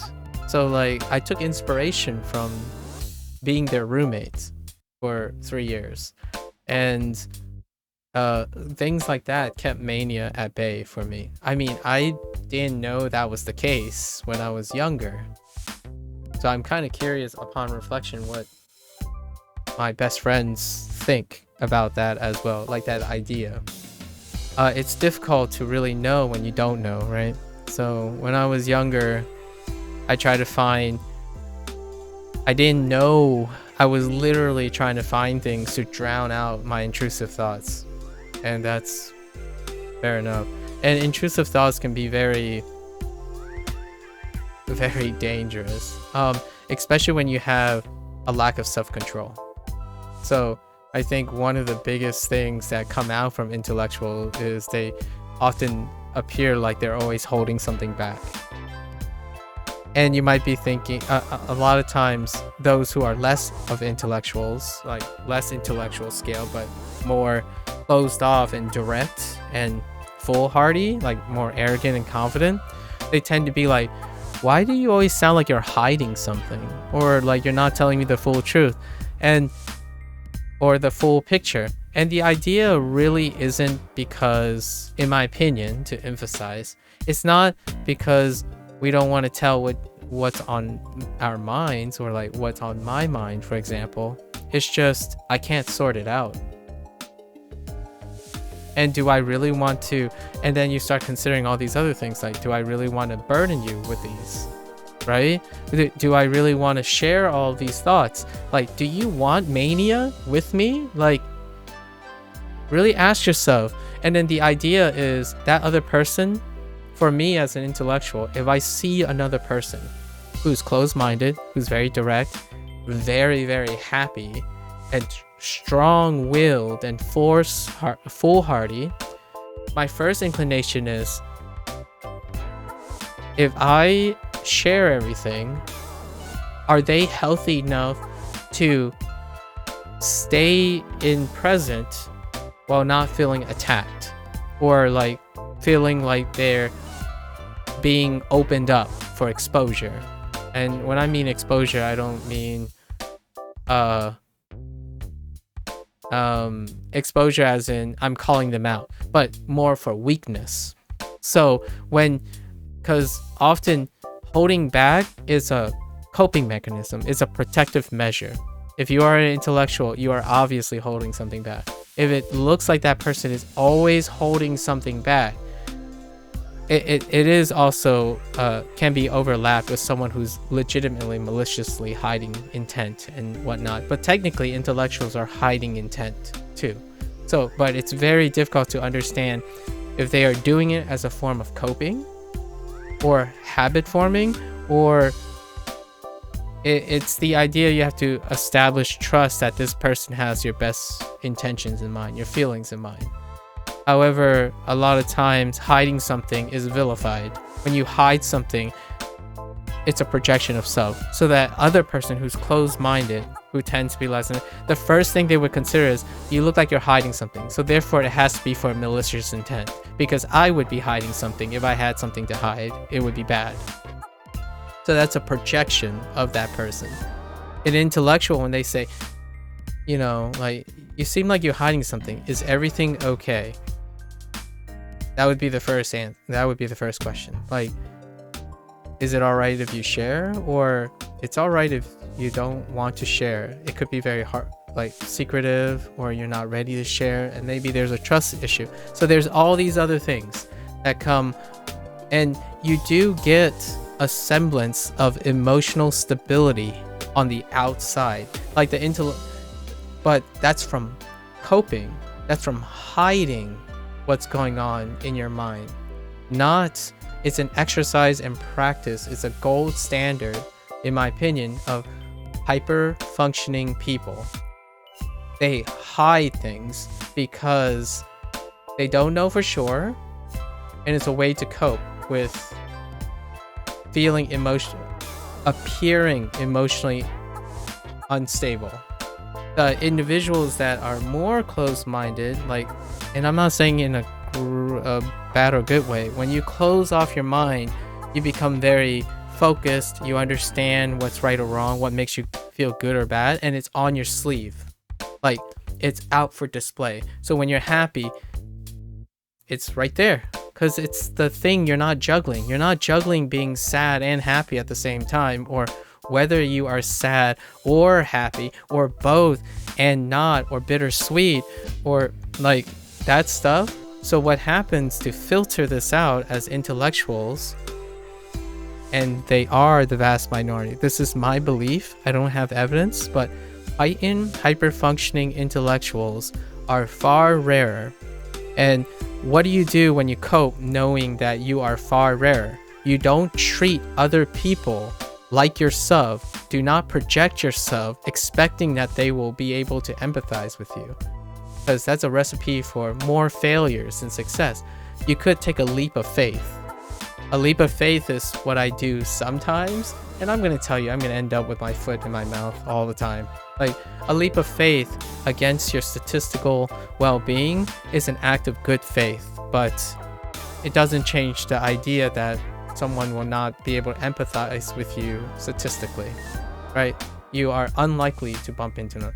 So being able to understand what statistics, population statistics are, you can decide if you want to make that leap of faith.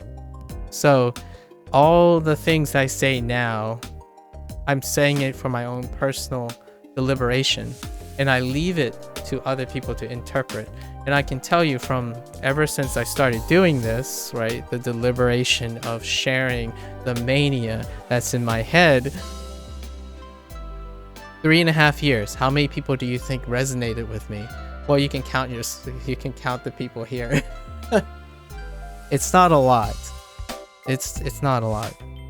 So you have it, and I'm happy in a way that my perception of reality is accurate, but I'm also bittersweet about it, because it also means that I must continue to cope and behave appropriately. I won't tell you that a lot of things, and you have to be okay with it, because personally, I rather not attack your personal beliefs or inherently challenge your personal beliefs if I haven't earned your trust or feel that you are receptive to it. And yeah, to the other person, be like, well, you're making the decisions for me. That yes, I am, in a way. But from time to time, I don't and I do, and I don't and I do. For someone who is closed off, there's only one way, or a few ways to be right about this, a few ways to be wrong about this. And for intellectual, that changes all the time.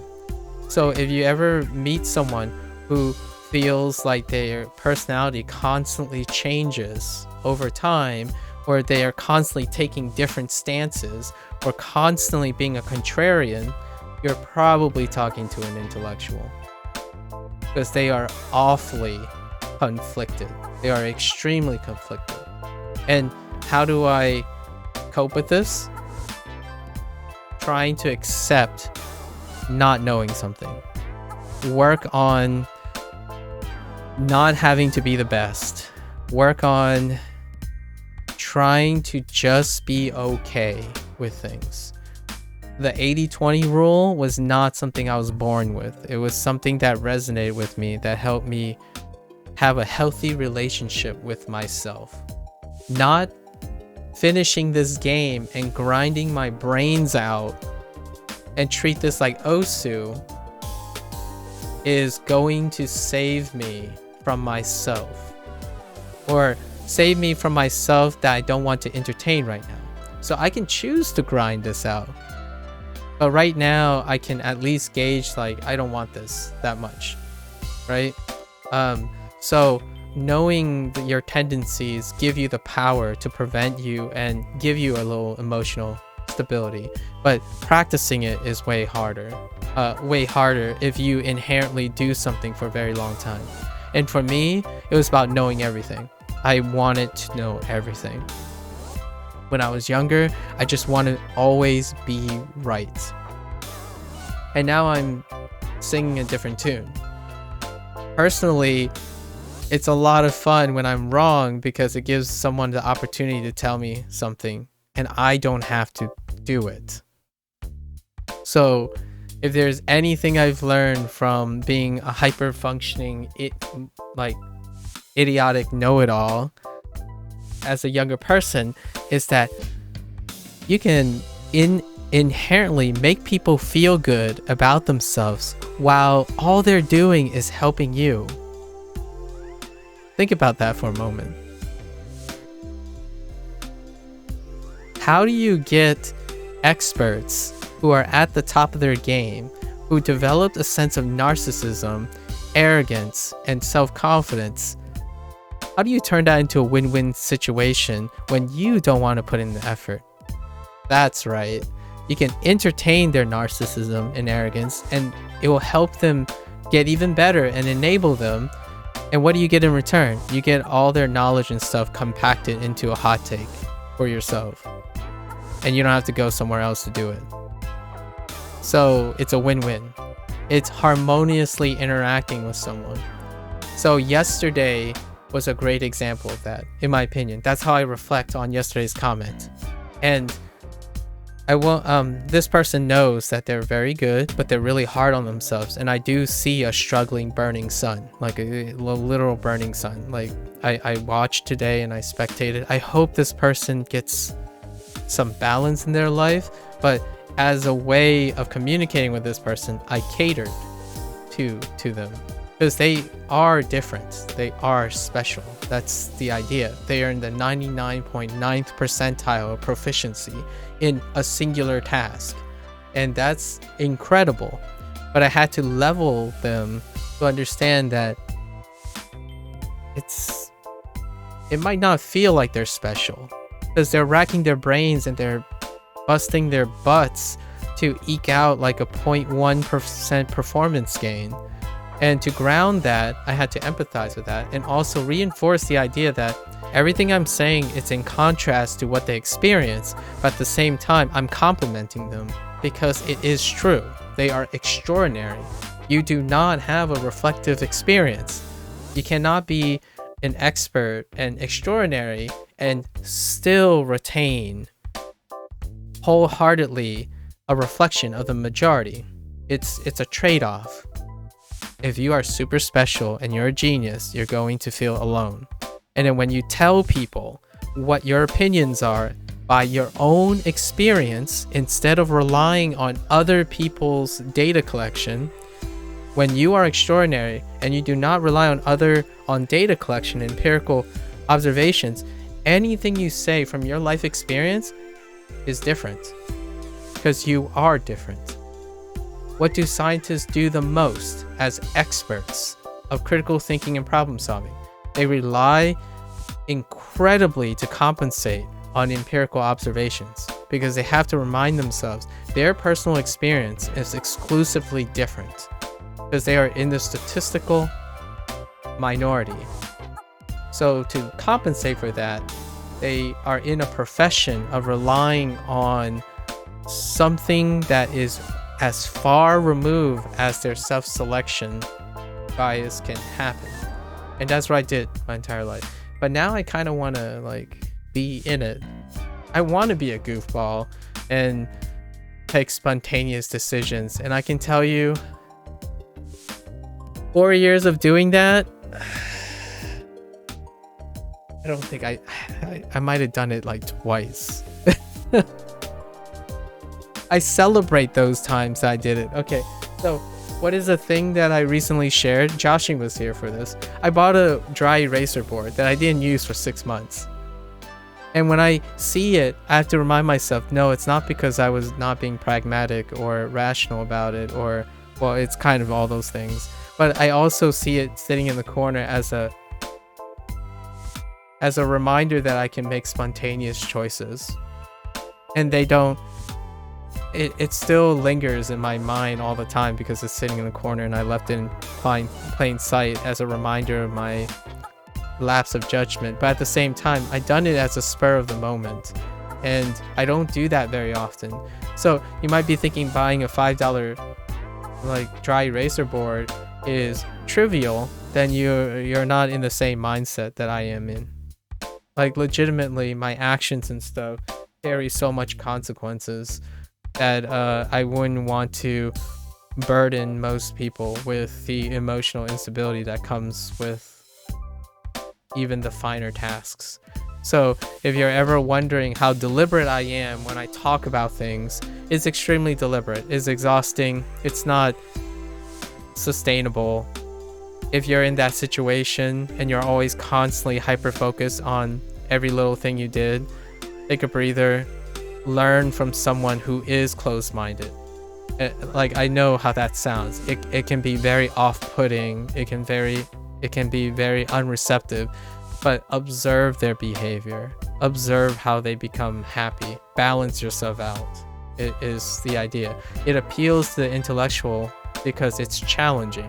It's challenging to be a non-compulsive person seeking to learn from a compulsive person.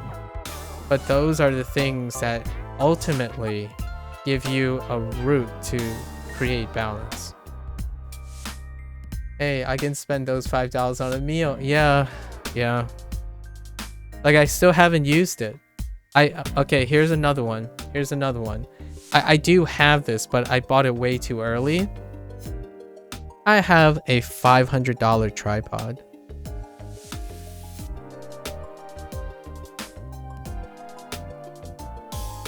I mean, its MSRP is $500. I saw the deal and I'm like, I should buy it now in case I don't get a chance when I want to use it, right?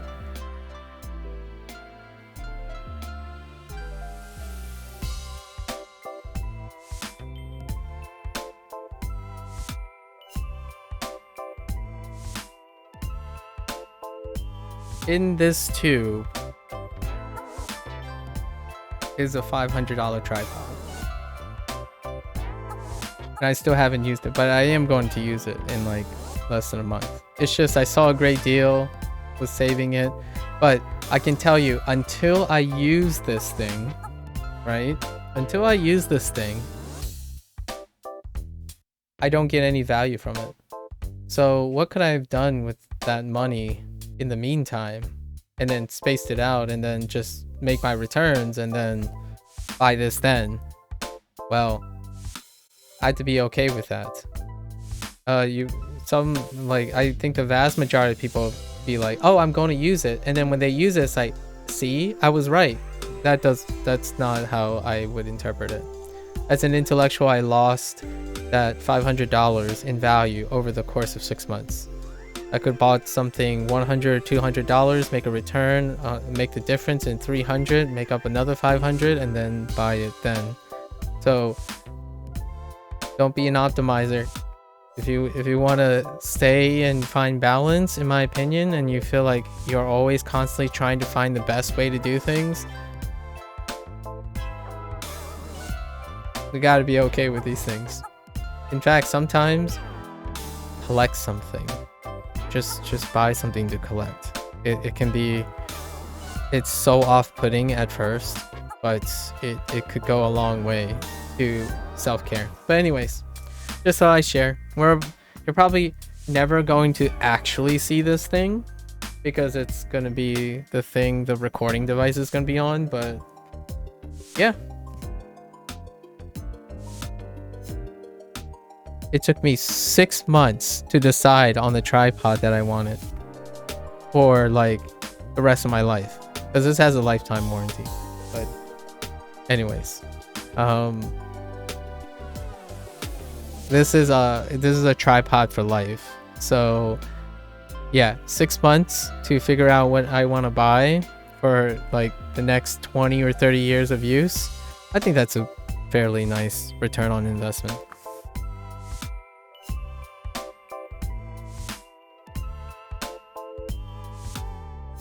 Granted, okay, this is the end of the digression, but granted, if it falls apart after 1 year,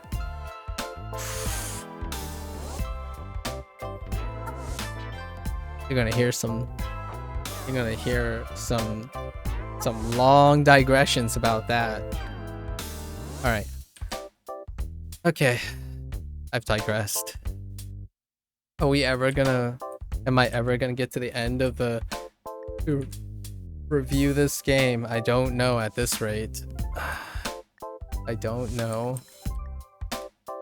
We were playing all the tracks that I think I can do better in a reasonable amount of time twice today, and then we were gonna switch to Koromon, but I might go play them again both twice. They're relatively short. They're less than 2 minutes long, so perhaps that's my rationalization. Anyways, good digression. Thank you for the initial question or thought or statement, Worm.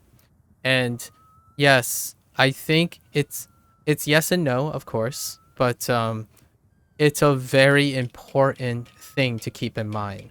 The difference between the constant battle between seeking new information, having a mindset to seek new information, and being ignorant, and their association with emotional stability. For example, one of the greatest things about video games is if there was information to tell you you are statistically unlikely to be the best in the world, and not knowing it and working on it in the absolute ignorance of it, what type of balance would you strike for your emotional stability? Because for me, the younger you become, you can't unlearn statistically being meted against. So, blissful, youthful aspiration reaches its pinnacle of potential with ignorance, not with intellectual open-mindedness. Intellectual open-mindedness becomes an inherent pressure, obligation, and almost unbearable weight over time that lead to gross depression and burnout. So you got to strike your compromise between the two. Are you able to handle that burden?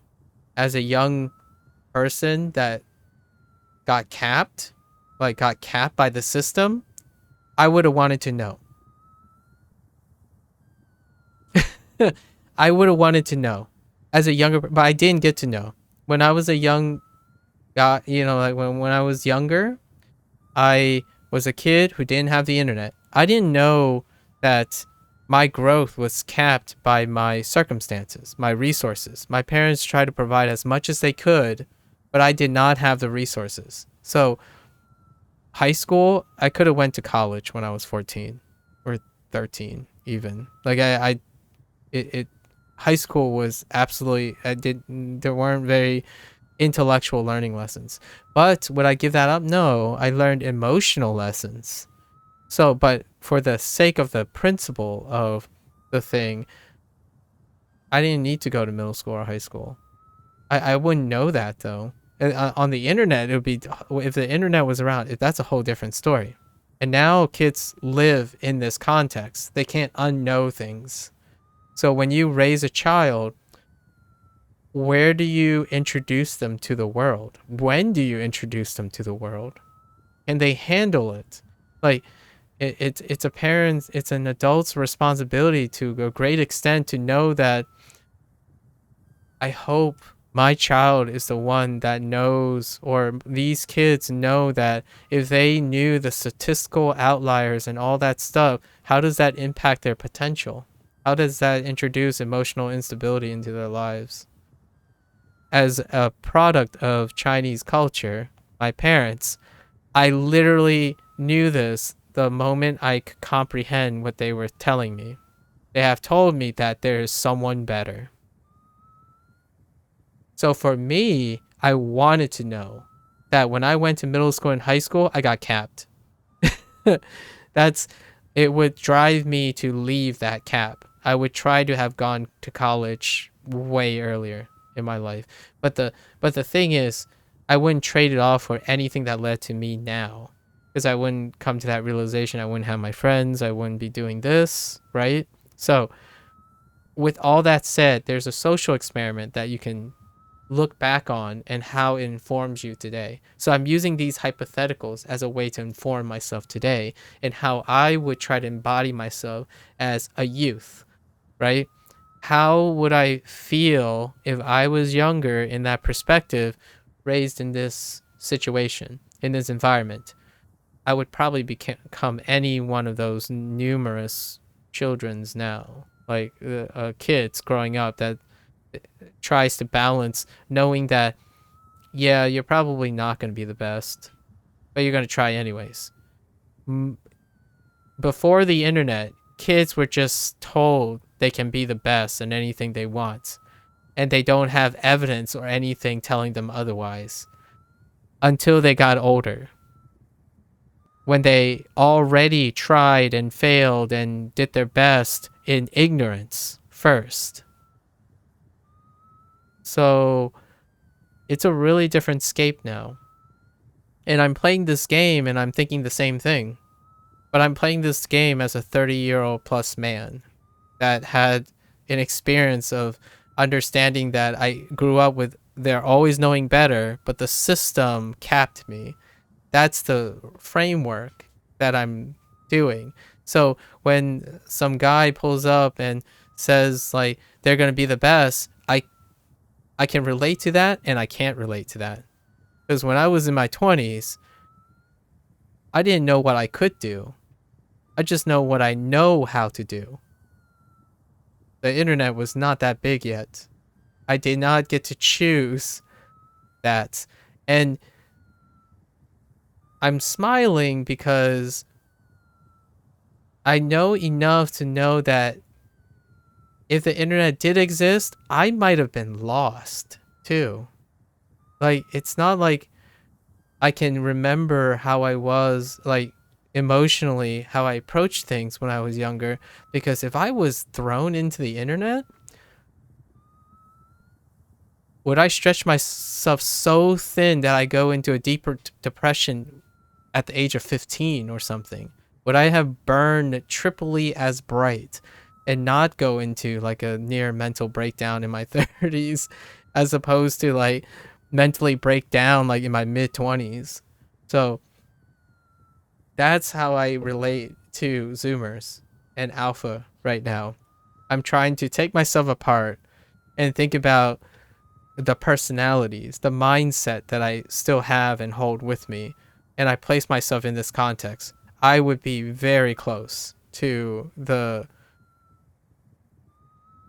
I would, if I had to guess, yeah, I would probably end up being a content creator doing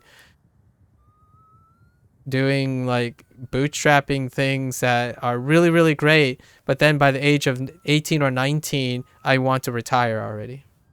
And I lose my sight on life and close off and probably go into rehab and get some psychological evaluation because I probably couldn't handle how much I needed to do at the time. So break ignorance. Being an intellectual is not all sunshine and rainbows, in my opinion. You got to learn how to embrace your ignorance too and learn to compartmentalize a bit. I'm not choose when to compartmentalize when necessary. The more tools you have, the safer you can, the more dynamic you can be. But you learn those things, and then you get to choose to compartmentalize them. Is my opinion. Knowing how to gain control of learning when to turn it off and turn it on, because all the time, all the time, ones and zeros, you're gonna run out of fuel. And today I witnessed someone that is running out of fuel. And it was from a conversation I had with them yesterday. I want to be wrong. So in like a 2 or 3 years, that person is still doing the same thing they're doing, and they come to me and say they're perfectly happy. Absolutely. Go for it, man. You're a superstar. I prefer that. But it only took like 10-ish minutes to understand that this person's going to burn out really, really fast. Probably in another 6 months, that entire lifescape and outlook is going to have to undergo some refinement to accommodate the new wall that they've encountered. I hope they have a great support system, like a loving parents, great friends, maybe even an extended community from their popularity that will give them a reassurance that it is okay to not have to burn like a star every single day, like all the moments of your life, and because you have a long life ahead of you. Sitting at the beach, taking in some rays, it'll go a long way, son. No, I'm just kidding. I'm not really okay. I feel like I'm talking to you. Like I know you. It feels like I'm describing you, son, but you are in that 1%. And I've been playing Osu, so we've been exposed to Osu, right?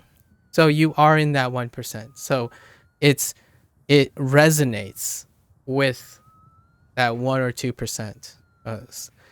Until you do something that you know you're doing it and you're just being mediocre, right? Until you can do that, rarely would I say something that is relatable otherwise. Because I as a disclaimer, right? We talked about this before. I gravitate towards seeing problems and solving problems or looking at problems and patterns.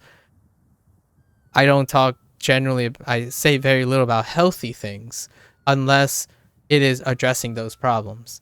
So when I'm on stream, when I observe things, it's about bringing awareness to the non-sustainable lifestyles and mindsets, and then encouraging people to seek their supports and their guidance counselors and their psychologists and stuff to talk about the good things, the alternatives. So, and what I do is the alternative. So if someone watched me do something like play this game and I'm like, yeah, pretty mediocre, it's like, what are you doing? It's not productive. Why do you find being mediocre at something not productive? It's like, well, what you're seeing now is the best of me. I'm practicing something I'm not great at. And you might be saying, wait, you're not, how can you be bad at being bad? Like, you'd be very surprised if you have the same problems I do. If you don't think you have that same problem, you can tell me you don't understand, or you haven't reached that level of understanding. So there are two things. If you're an older person, that older person would not say that, generally speaking, due to experience, because they've experienced and lived long enough that they've reached a state. If you're a young person and you tell me, I always try my best, and it doesn't seem like I would ever quit on something I love, you are young, you are inexperienced, and those things are associated with negative things. Okay? It's okay to stop something you love and come back to something you love. That's regulation. That's moderation. But when you are young, man, burn as bright as you want. In my opinion, that's the life lesson. The life lesson is to burn and seize carpe diem and whatnot. However, in 5 or 10 years, revisit the 30-year-old me and see if I was right or not. If I was wrong, tell the 40-year-old me what was different. Because the 30-year-old me can't anticipate what the environment is going to be like in 10 years in which you develop this thing, which in my 10 years were a different environment. So I would love to know in another 10 years if I was right on the mark as I'm saying this. And I'm recording these things because I want to know if I was way off the mark or way on the mark. And both are great because it shows where I was, and I can explain and take that information, right? Well, here's the deal, right, son? A healthy individual has found the balance. So if you're imbalancing, like if you write on paper, how often are you in your desirable emotional state through your entire day? Map it out to a week, map it out to a month, however long you feel is sufficient. And then ask yourself, are you overall in a better state, or the desirable state, or not? And then you can determine if you're healthy or not, right? And this deals with recording actively right now. So like as a social experiment, today you could start, just type in a number on a spreadsheet. I'm a 7. Tomorrow, I don't know, 4. And then you can even elaborate in the future. Singular noteworthy thing of why it's 4 or 7, or why it's above or below your threshold. And then in a month, look at it and then interpret it. If it's way on the south side, then yeah, you're unhealthy. You have not managed to empirically reach proper self-care that maintains an overall level of satisfaction. For now, you can't really tell, right? Because like it's a feel. You right now, if you say, like Joshing does it quite a bit, where he says, I feel crummy today, and then it end up being projected as I feel crummy every day, or I feel crummy very often. So sometimes short periods of consecutive awfulness can make it feel, I don't know if you're familiar with this saying, son, but time, there's this expression, time in the physical world moves the same no matter what. This isn't a saying, the exact saying, but this is my interpretation. Time in the physical world, according to physical law, moves linearly, and it's immutable. It's constant. Time is constant. But time for a person speeds up and slows down. So when you're in a series of negativeness, right? Like if you're depressed and it's consecutive, it may feel like it's longer than a period of success, or period of neutral or indifference. So one can get into the habit of projecting and extending how actually long it is. It's kind of like asking, there are a lot of these psychological experiments. One of them is the perception of how often someone sleeps, how long someone sleeps. And notoriously, in most of the meta-analysis, most people underestimate how long they actually sleep. Like, it's a dramatic experiment. So that's just to present the psychological experiment. So how do you explain this? Like, why do they underestimate how much they sleep? So then they start talking about other things, like maybe it's the perceived quality of the sleep. Maybe it's a social trend or normalization. Like most people seem like they always lack sleep, so that's why so it came. That was like maybe a decade ago. It's actually more. It's like 2 decades ago or something, because the rising concern of electronics and all that stuff. And then it comes to this narrative. But feelings are highly unreliable, but they can really help with associating with facts. So for example, when you always feel like this is not right, and you wrote down what the facts are, you can learn from yourself. It's like, oh, you just don't like this fact. And that's a great thing to learn about yourself. You get to learn like, oh, whenever you talk about this, it's bad. Can I just tell you that I don't really like this? But I like you'll be able to, when you learn that, now you wonder, well, what about it is bad? And then you'll start going down a line of thought to help with understanding more about yourself. At least that's the theory, my theory, which is probably a lot of people's theories. It's just that's a personal one. At least that's how my personal experience. I don't know if I'm in the minority anymore when it comes to an imbalance of self-care.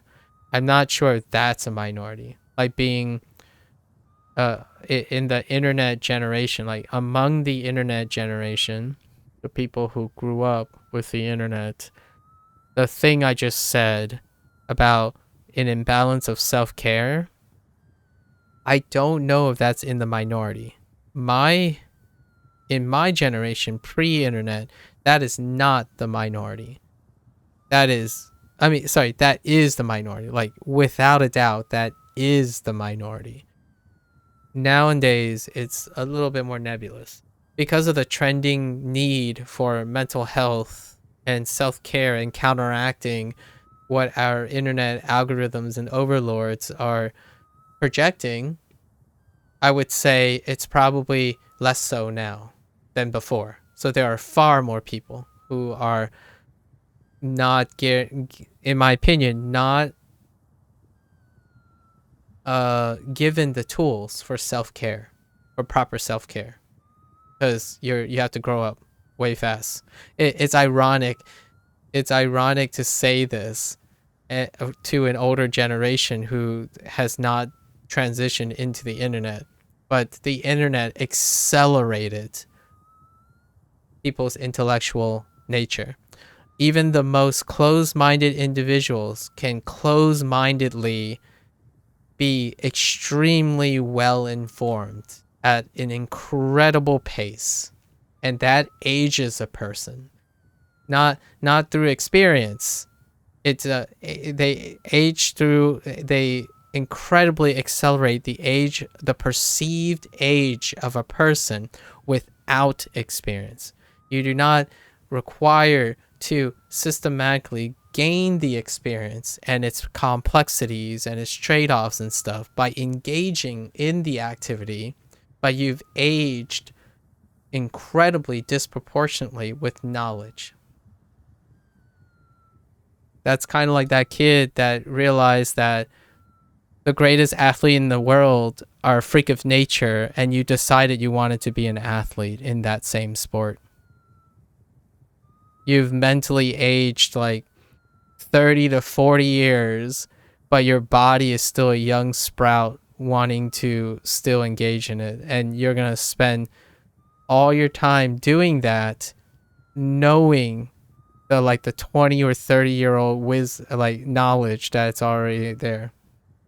A lot of, back in the day before the internet, the kids play sports to aspire to be the best of themselves, like to be best of their nearest neighbor, not to know that there's someone who's younger than you and already better than you.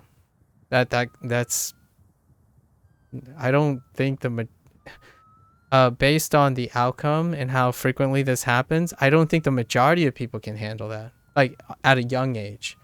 At an older age, maybe with some like living and growing pains and the realization of failure and like the inevitableness of things you can't do and can do, before they come to that realization, perhaps.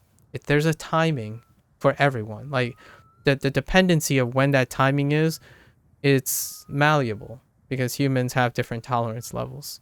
But the ones that are ailing, the ones that I see that are ailing, probably learned too soon. Yeah, so maybe too soon. I can say that too, but it doesn't make me feel bad, or it doesn't produce ambivalence, right? I can think of multitudes of ways of offsetting what I'm trading off for not being the best. However, if you learn too soon, where your motivations and stuff are not diversified yet, like your value is attached to that one thing or a few things, it can be crippling. It can be very crippling. It almost feels pointless at times. Obviously, I don't think I'm not asserting that you think that. I'm saying to come to a realization that it isn't pointless. It's about you. What you're doing is about you, not about that person, that imaginary gold standard, or not imaginary gold standard, but that gold standard. It's their gold standard to deal with, and they are trading off stuff too. So they are making trade-offs too. So that's kind of what I'm getting at. Everyone has a tolerance, like it's yes, it depends. It always depends. But what can be said is timing of information. And it's going to be rough in the future because it's in your face. It's in your face. There's no disclaimers of what this information can do to young, impressionable minds. Not yet. Not yet, anyways. The United States is answering this question right now. Like, on the upper echelon of politics, they're answering how do we find a workable compromising system that balances when to expose someone to information that they will eventually learn or get. Just how soon, how do we still give them the choice of saying, hey, how are you feeling about yourself today? What do you know about this thing? Okay, so the video you're about to watch could have certain consequences. And we like to know or somehow measure if you're okay with it at the moment, right? Instead of just voluntarily just shunting it up into your face and normalizing it. So that's kind of the compromise. That's a compromising thing. Actually, it's more reductive at the top because they have to think about how to execute it, make it easier. So it's what things should we not show young people at an arbitrary average age, so most of them will win out, that we should not show, and then what stuff should show, and then or put a disclaimer or a wall and make it inconvenient so they don't see it most of the time. You might be thinking like, oh, parental controls and stuff, they never work, kids get around it. It's not really, that's not technically the approach of it. It's just to make it inconvenience enough that you won't even bother doing it anymore. Like it's enough inconvenience. How much of an inconvenience to get overall the average people to not do something or to do something voluntarily, right? So there's going to be some arbitrary thing and maybe save more than half the kids from completely opening their entire perspective of their lives when they couldn't even experience the life yet. That's kind of how I feel. And I just saw that today. I just saw that. And I just had a conversation with that person yesterday. And I was completely ignorant, obviously, of where or what they are. It's just my deduction was that, and my suspicions were correct. And I hope in the next 6 months or a year, that person is still healthy and like not hating themselves and constantly yelling at themselves and stuff. And that's, I only spectated for 5 to 10 minutes and I already saw the patterns. And it sucks. Personally, I think it sucks. I don't think it's in my right to interfere or anything. It's just, it sucks to see another extraordinary shining person who the only thing that comes out of their mouths is self-criticism, because their standards are so unbelievably unnecessarily high, in my opinion, non-sustainably high. Oh, sorry, that was a long digression, but when I play games are one of the vehicles to this. It's part of the responsibility, and I don't know if that's going to change. Games are such a integral life coping mechanism now that they inherently normalize things. And knowing that Fortnite, Apex Legend and stuff, I'm not saying they can't be successful and stuff, but there's no disclaimers, there's no like reinforcement or like okay or fun or like there aren't feedbacks or infrastructures to say, hey, stop being addicted to trying to being the best. We're capitalizing on that. That's what makes our games. And I'm not trying to moral grandstand, or I'm sort of kind of as an adult or someone who like wants kids to be like a feedback where, hey, I'm playing this game, it makes me happy. They continue to play this game to make them happy, but it's not due to the designers emphasizing healthy self-care. It's designers incredibly incentivizing the unsustainable goal of the game. And is that fair to hold developers and publishers accountable for that? No, it's not fair. It's only rational because that's what they specialize in. They specialize in making a game successful. That's their goal. But as a person looking on the outside who really has a hand in self-care, games I could maybe ambivalently say it's ultimately unhealthy. However, it's not unhealthy in the way that most people think. The whole wasting time thing, that's just a superficial thing. It's not the source, in my opinion. Like the whole distracting yourself from productivity and whatnot, that's not the case. Games are very productive. However way. Games are relentless. They don't hold your hands. They don't tell you if you fail, it doesn't just destroy your self-esteem over and over again. The way the game is designed is not of learning process. It's of self-motivated competitive process. It's a cutthroat thing. So what does that resemble? That resembles business. So in fact, here's one last thing to take away. My biggest hot take, my biggest conspiracy theory. The newer generation are overestimating how good they are with business, but at the same time, the whole competitive nature in game design is business. So, level with me here. I don't doubt that anyone who plays video games have some say or perception of business models and what is lucrative. But you have to know that conditioning doesn't come from your personal experience educated in business. You have to know that the games themselves reflect the business culture.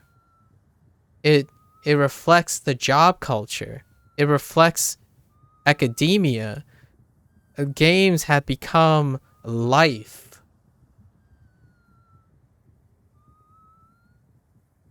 Like you might think of microtransactions, like what is microtransactions? Every time you get up and spend 2 hours playing a game, that's a microtransaction.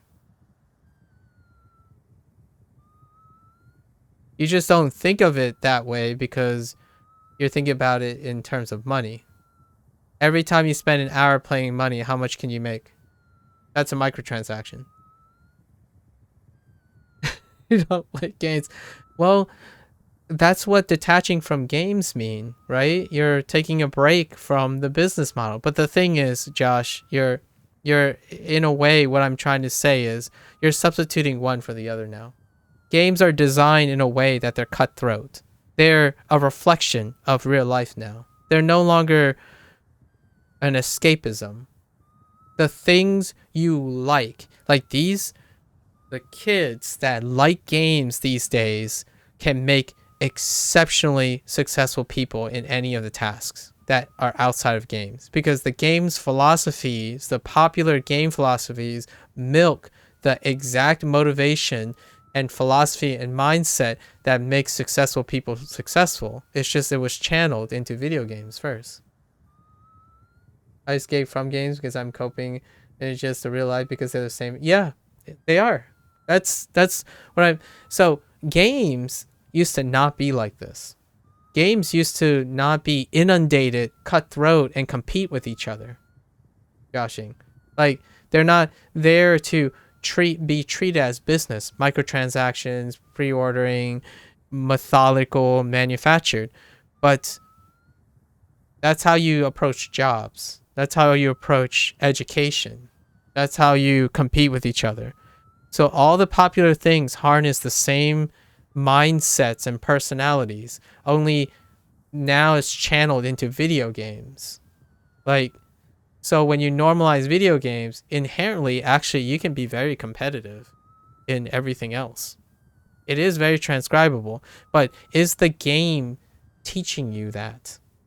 Is the game telling you, hey, what you learn here, all the motivation learned here, you can do that with pretty much anything else. Games are not here to educate you in a way school is, because there's no human component that's actively doing that. It's a developer's perspective on normalizing it so that it is consumable. So no, I don't expect developers to have an education in psychology and all that stuff. That's their expertise. They don't have time. Like, it would be unreasonable to do all that. But hey, here's a hot take. What if developers hired a psychologist?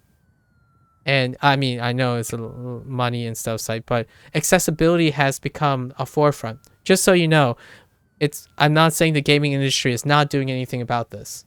It's actually the opposite. Some of the bigger companies now, Josh, and where there are other companies now, one of the top priorities, one of the biggest shifts in the industry is the advertisement of accessibility in video games. And accessibility is not a far cry from utilizing video games to teach life lessons, like extending to life lessons. Like, what am I saying that's different from a video game? To Sun, for example, the idea to make life and tasks that you dislike by context, you dislike the context of it, is to extrapolate what you do for video games and make it in the context of real life. Because the philosophy behind video game building and community building in video games are no longer that much different from any other task.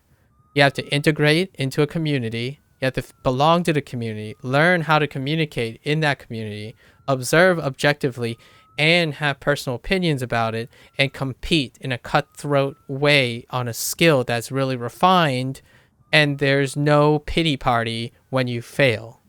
What does that sound like? That sound like Western cutthroat job hunting or anything. That sounds like skill development. That sounds like skill artisanship. So maybe in the future is different, but nowadays the biggest hot take I can say is you are not escaping your life to play video games. Video games are pretty much reminding you of real life. So that sucks. If your real life isn't going well, like your self-care isn't going well, and you go to video games, it's just going to remind you of how inadequate you are.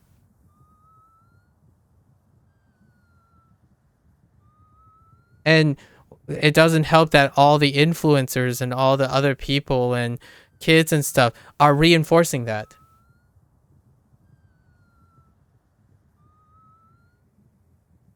That's the point.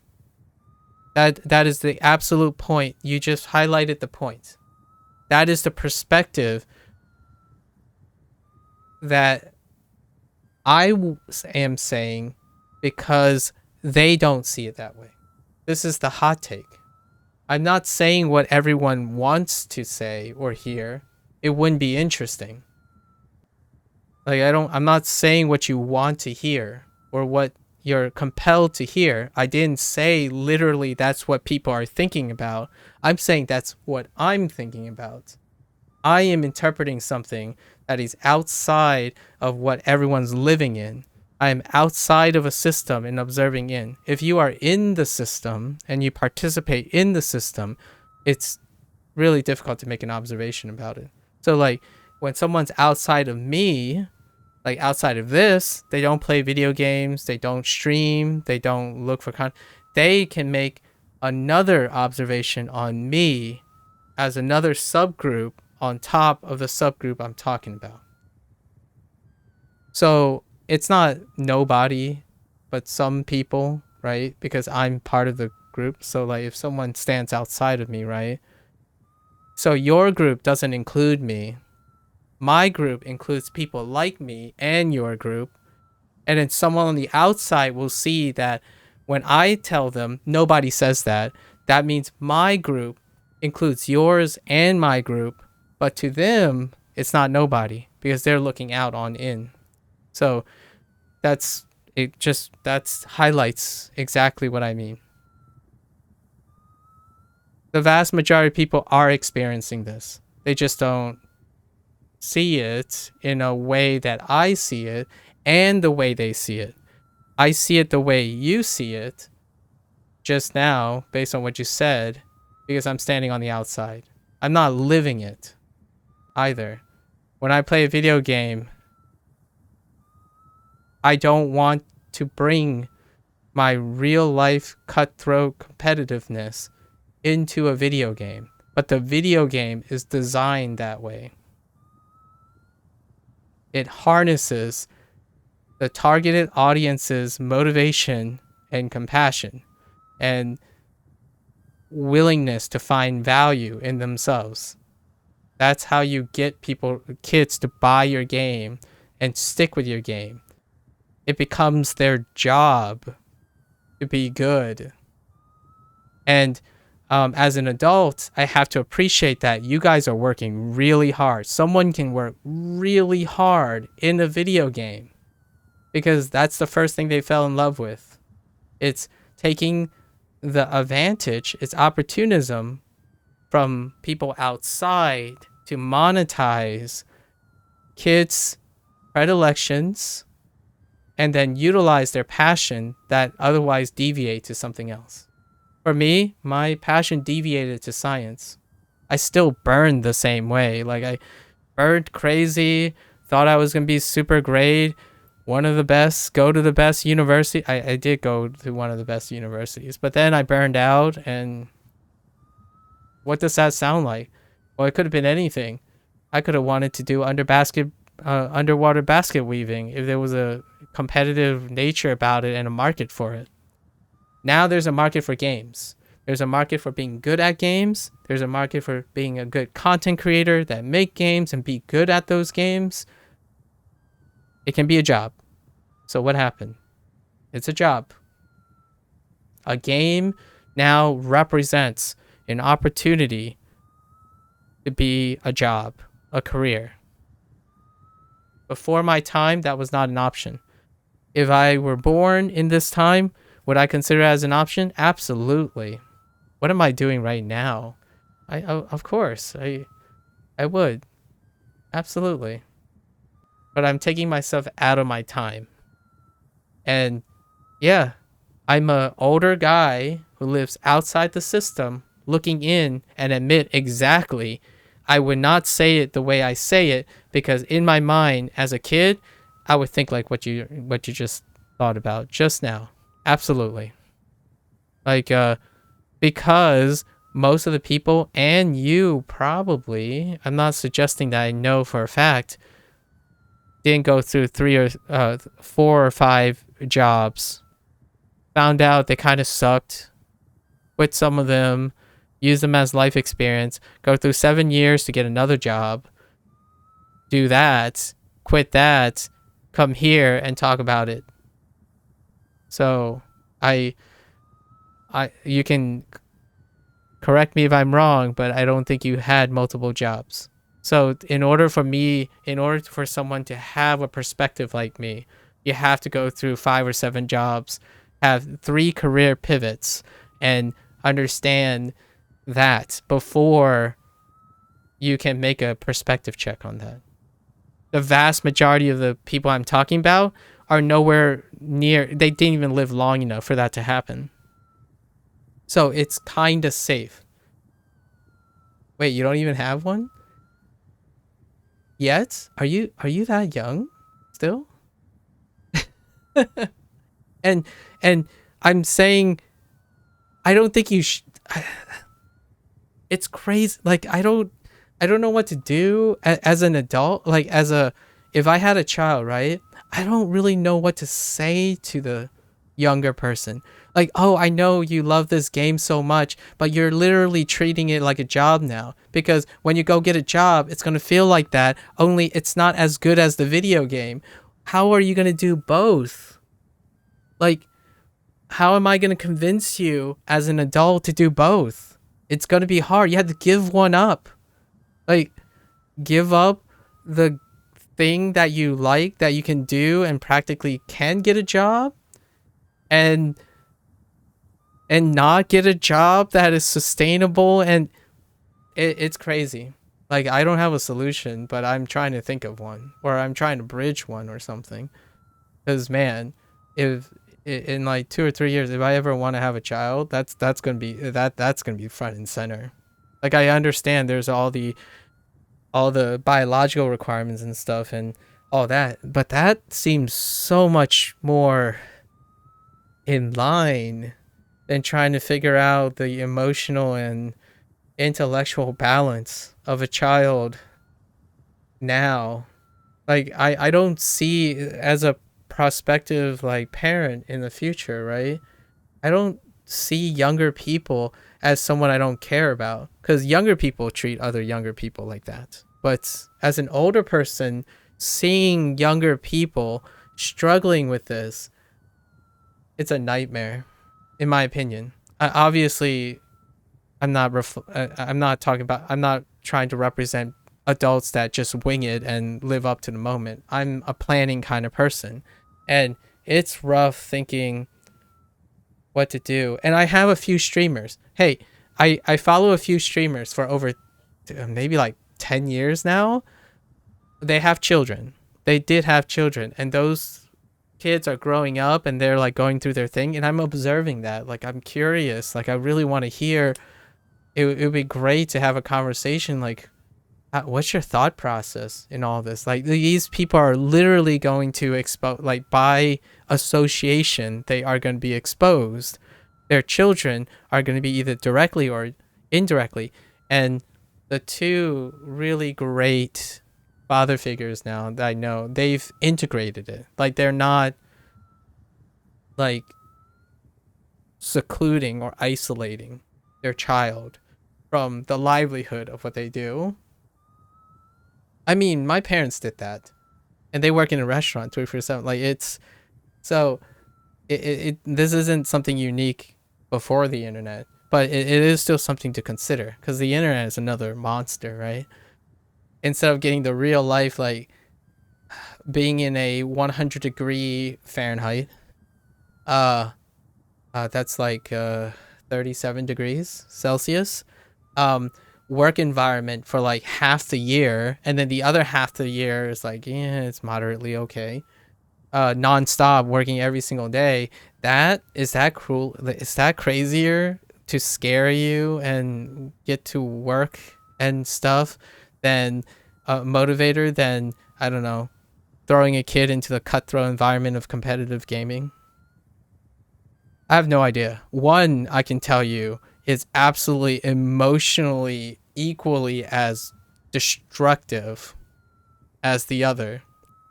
Like, my parents have often constantly said, we want you to do well in school. We want you to be easier. Don't be slaving away like in 100-degree or 37 degrees Celsius restaurant with no AC and doing takeout and bending over backwards, doing anything possible to make as much money as possible, being underappreciated. That's kind of their take. Is like, don't you see how much we're arguing and suffering? This is what we don't want for you. And that was my mental like challenge and stuff, to encourage me to do better in school and all that stuff. Now the new kids are, hey, as parents, I don't even have to do that. Like, like as adults, it's like, I don't even need to do that. Just go on the internet. Here, you see this incredible person? Be more incredible than that. Like, I'm honestly, I think that's even more emotionally damaging. From my perspective, like if I imagine my younger self, I would be even more devastated, but at the same time, incredibly motivated. Like devastated and motivated at the same time. My feelings would be so confused. I'd be like, nah, I got this. Somewhere I keep hope, and then, but I already know that I'm so far behind. Ooh. I learned that when I was in 20, by the way. In my 20s, I became really started alarmingly becoming aware that I was a big fish in a small pond. And then in my 20s, I started developing some slight regrets about, I had to go over a phase where I felt regret, like, man, I could have spent 2 or 3 years working on my pre-med education, then working on MCATs. I could have gotten a MD, PhD program. And then by the time I got to graduate school, it's like, oh, that's changed. It was, I had to cope, dynamically understand things, and stability came along with that. But that's where I'm truncating like 12 years of experience. It started with coping. Yeah. It started with the need to cope, but that coping mechanism became a lifestyle, and that lifestyle brought other things, and now it no longer feels like coping. Right. I cope with new things, but not those things. Once something becomes habit forming in a sustainable lifestyle, it more merges into the continuum of healthy living and not coping. I still cope with certain things that are very different for someone. I have mania. I have intrusive thoughts. That's not something that I like to believe the most majority of kids nowadays still don't contend with. And if you don't understand what that is, I'm glad you don't understand what that is. Intrusive thoughts are non-voluntary. You don't get to just choose to like forget about it and stuff. You don't get to choose.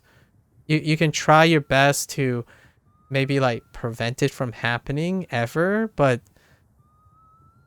I don't really know what that is other than not putting myself in a situation like that or something. But you can't control everything. So it's non-voluntary. There are things that are non-voluntary, and that requires coping. So most of the stuff that are outside my control, I still exercise coping mechanisms. I keep developing and figuring out more sustainable ways to cope with them.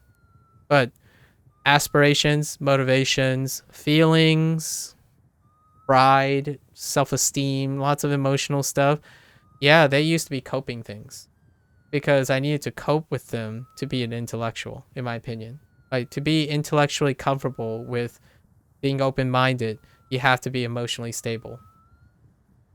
If you're not emotionally stable, you're not ready to handle it. What is the first thing that happens when a closed-minded person gets challenged by an open-minded person? They get personal. They have to be really emotionally stable to be willing to take advice, criticism, peer review, get out of the box. So ask yourself if you're emotionally stable enough to expose yourself. Intrusive thoughts are scary. Can't stop thinking about how some thoughts will catch me in an unstable. Yeah, dude. Okay, this is gonna be very real, and I don't want to tell you that this is happening now. I'm not suggesting it happens now. When I was still working, I had to commute. It's not a really long commute. It's like a 2-hour drive between where I used to do research and my family home, the very home that I'm in right now, the house. And in that 2-hour drive, I had an intrusive thought just to drive off a bridge. That's very real. So it's no longer the case, but that's what I mean by intrusive thoughts. You can be like, hey, I'm driving home for Thanksgiving, like this is great. American Thanksgiving, sorry. Like I'm gonna have like four weeks, you know, like, or 4 days of just relaxing and stuff. It's like, well, you know, I'm on a bridge. Like this is a really long bridge. That doesn't look like great guardrails. What happens if I just drive off the road, like drive off the bridge right now? That's what I mean by intrusive thoughts. Um, it might not necessarily mean you're unhealthy or something. It just comes to you. Like the thoughts are intrusive. There's no really. You're not trying to rationalize it. The more you try to rationalize it, the more dominance it takes over you. So acting on them it's incredible. So coping would be, hey, you know, this is not what is the first habit you associate with? It's like, wait, this is a random thought. You're okay, you're happy, you're fine with your life. Like those are the coping mechanisms that you immediately learn to do so that you don't do something that you will utterly regret in the moment. So that's kind of a really serious version of intrusive thoughts, but it can happen. And because it happened to me when I was younger, and sometimes it does still, like I still have intrusive thoughts quite a bit, but they're not as extreme. I can only imagine what it's like when you're a teenager or in early 20s, constantly under the pressure and inundated with information to self-perform. I can only imagine how much an intrusive thought can be enabled right away. Like if it does happen, it's like, oh, what the heck? Let's just do it, right? Like YOLO. I can imagine that could be very provocative one day, to the point where they could make life changing, not for better or for worse. I mean, could possibly be for worse actions. So I'm always constantly cognizant of that because I still have intrusive thoughts to this day. Probably far more regularly than a healthy individual. And I like to believe most older people are healthy.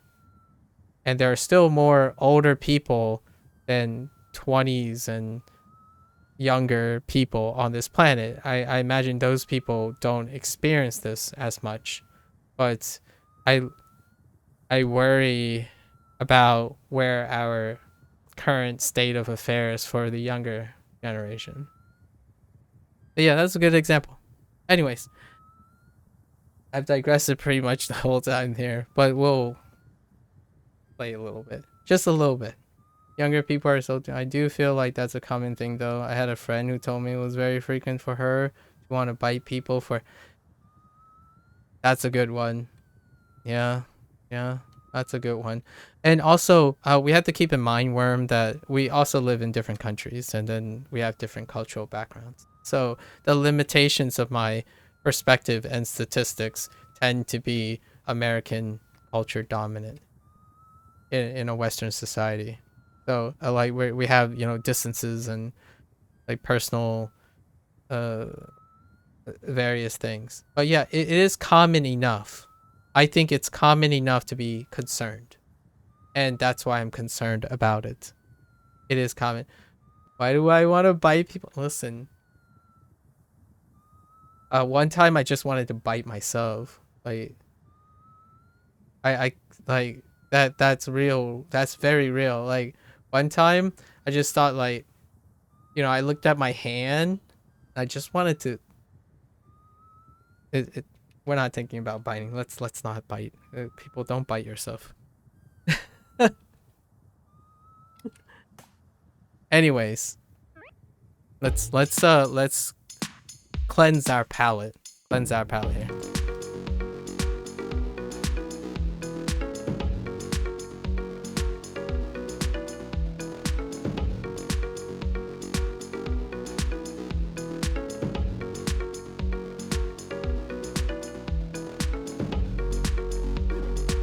By the way, all I've said, all that stuff is are thoughts that Rhythm Sprout reminds me of. So when I'm playing video games, all this stuff goes through my mind. Just so you know, I don't like. It's not like I stopped thinking about it. I'm thinking about it all the time. I don't make this stuff up on the spot. Every time I play video games, I'm reminded about it. What I'm saying is about video games in a related sense.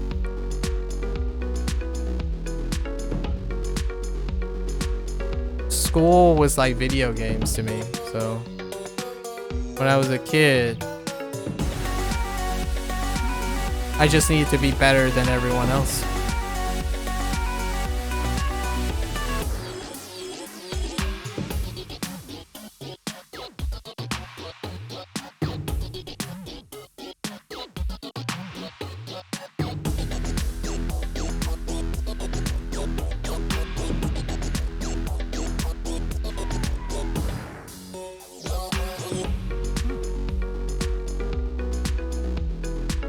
My school gave ranks, by the way.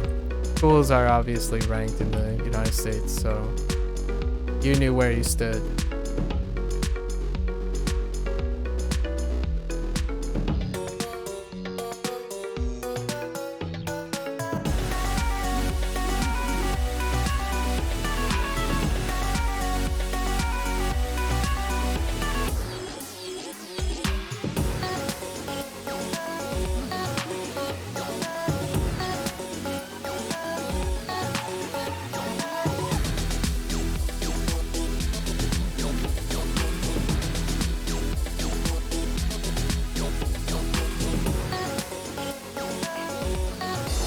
In other countries, it might be like, well, duh, school ranks. Not in the United States. Not all schools use ranking systems to encourage students. United States have quite a lot of exceptions. So when I said that, is to say that my school had ranking system. It's not reflective of the entire United States, though.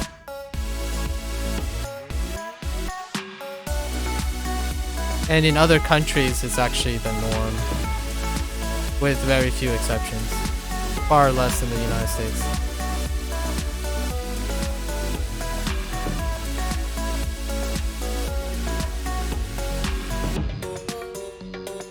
I would probably argue the United States is probably the one that's the loosest in terms of the need to use ranking systems to be a motivator for performance. And you might be thinking, it creates softness. It does. But it's a trade-off. Again, compromises. Am I a softer person than I was when I was younger? Absolutely. I'm like, compared to my old self, I'm a freaking teddy bear right now. My old self would probably destroy Josh's self-esteem in a matter of seconds. Yeah, like, I'm more sensitive now than I've ever been. So if you guys think this is being callous and like unfeeling and non-apologetic and sympathetic, when I was younger, I was like any incredibly Asian Chinese person. Like I was incredibly high standard. And you might be thinking, as incredible as like going up to the number 5 player in OSU and saying, I don't know how to get better, can you tell me the secret to being top 1? And the person is like, dude, just practice and put effort into it and start caring. I was worse than that. I was like, it sounds like you're just set up for failure. It's like, why do something you suck at? Just stop trying. That I was really, I'm like, I don't say it because I wouldn't say it out loud to someone. Yeah, like, those are my thoughts though when I was a young kid. I was ignorant. I was like really young and arrogant to myself because it felt like no one cared enough. Like if they cared, they would care about me. It was projection too. Like I wanted to fit in, right? But no one thinks I fit in, so I think everyone else is wrong except and not me, right? That's how you internalize. That's how you protect yourself. Like everyone else is stupid, not you. You're not the one that's stupid. With that said, it was kind of true and kind of not true. So as an adult, and now looking back as an intellectual, it was true on the surface. Like all the things that our observer was true. I was one of 3 Asians, top scoring, knew everything, even sandbagged all the way. Like I was very exceptional, but I didn't know how to handle it either. And I didn't know how to blend and understand and sympathize and, you know, communicate properly because I lacked experience. So it was true and not true at the same time. I wasn't like them, but I also wasn't like them in 2 different ways. And that's growth, right? That's dealing with stuff you have to deal with. So I was mean. I was very mean. In my head, I wouldn't say them because face culture. Chinese face culture, right? You have to be publicly acceptable. Take your beatings when the bully picks on you. Like just stand, you know, just take it. Internalize all of it. But inside as a kid, yeah, everyone was an idiot to me. That's how I projected my anger and my frustrations. Like they don't know what's important. Everyone's like playing their sports balls when I'm focused on making millions of dollars and stuff, that kind of stuff. It was very ignorant, it was innocent, but at the same time it was out from a point of frustration and being alone and all that. So it was a lot of things. But nowadays it's very different, obviously. And what is born out of that? What was celebrated out of that? Well, I was a very good student. I do a lot of great things. I'm very smart. So all that was on the surface. Meanwhile, inside, I was like, whoa. Man, get a hold of yourself, dude. You're secretly like manipulative to get your gains and being successful. It's like, well, yeah, that's kind of the characteristics that you require to be successful.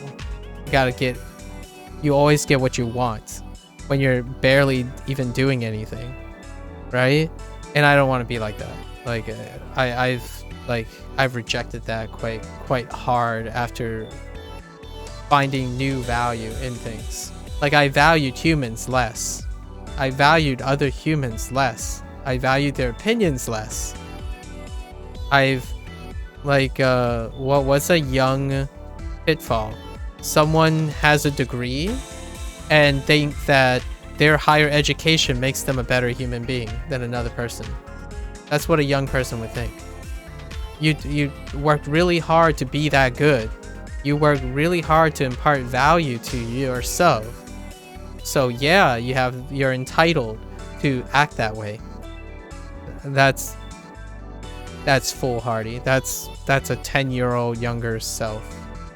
Maybe even a 12-year-old. 12 years ago. That's the young me. Arrogant, prideful, think he knows everything. That kind of thing. Do I know everything back then? Not really. It's almost foolish to even think back that you even thought you knew a lot. I made 3 career pivots in like 20 years, but I did make career pivots. Like I was gonna go to med school. I mean, there was a time I was skirting med school. Like I was gonna be a director. I wanted to go into cinematography. I spent so much time in fine arts, like literature, writing, artwork, crafts, like direction, photography.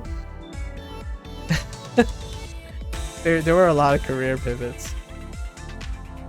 I mean, even now, I'm not in science. I don't like. I'm not working in science right now.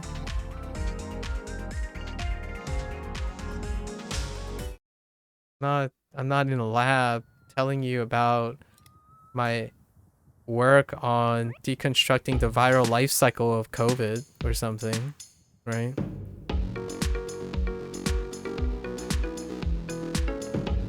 Having no career temporarily is still a career pivot. Just for the record. Unemployment is a career pivot.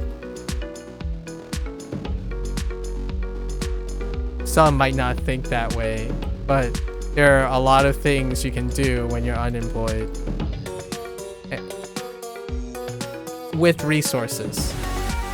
The big distinction is unemployed with resources. Being unemployed without resources, that's a different story.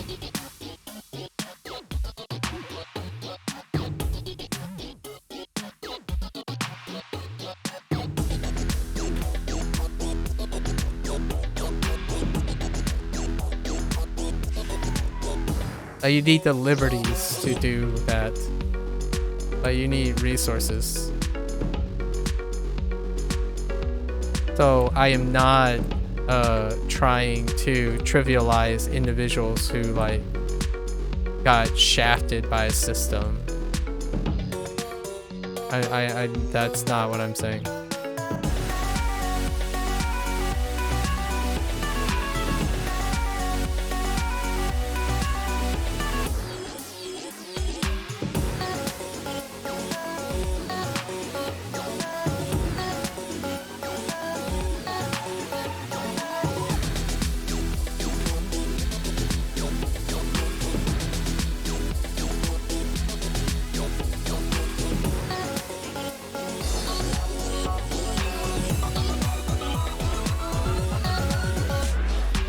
It was one time I joked about being a professional NEET. I'm like, man, saying that was such a brutal, out of ignorance comment. Because that's a really, like, I know there's a euphemism to trying to talk about being a NEET, but that's not it. Culturally, that's very undesirable. It's a really big blemish, like, as a societal thing. That was during the weeb times. That's the true nature of weebness. Back when weeb still meant having superficial knowledge about cultures. Oh, yeah, neat. Yeah, professional professional meat. It's not just called gourmet cooking, right? Just kidding. Neat? What are you guys talking about? Are you guys hungry? Meat? Come on. Come on. Wait, are you guys hungry?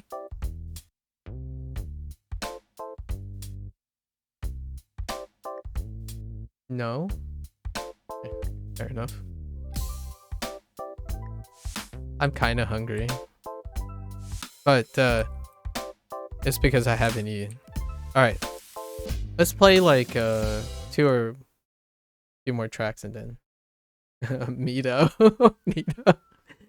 I get it.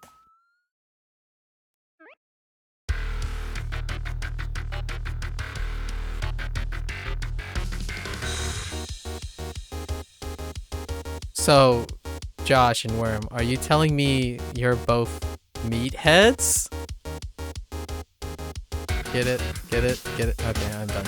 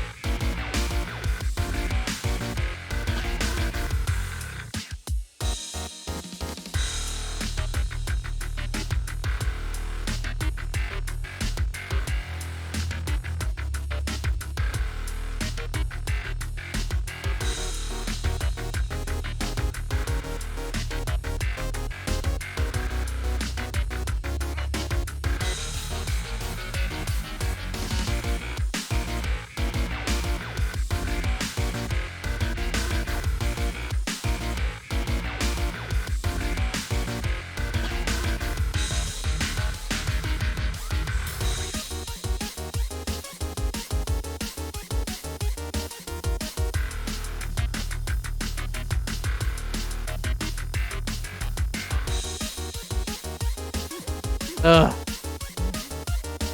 Ugh. Man.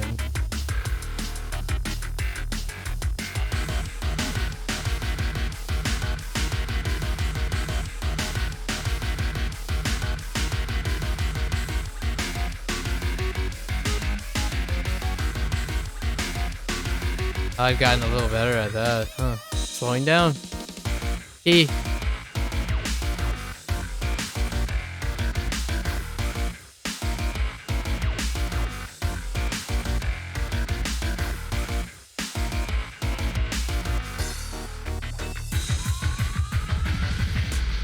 And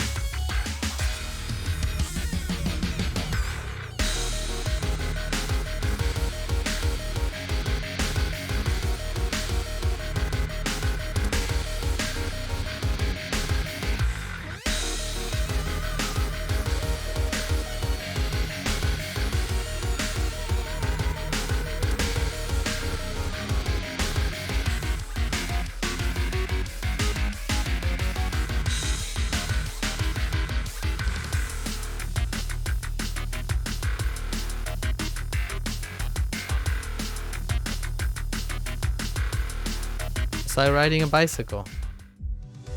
Is brain technically? Yes, it is. Yep. It has a lot more connective tissue, but you know, it's meat. It's not a muscle, but I mean, it's kind of like the thymus a meat? Yeah, I mean, you know, it's the composition meets meat, but it's very squishy. Squish, squish. Squish, squish. But I'm thinking about it from an organic, like a chemical way, not a.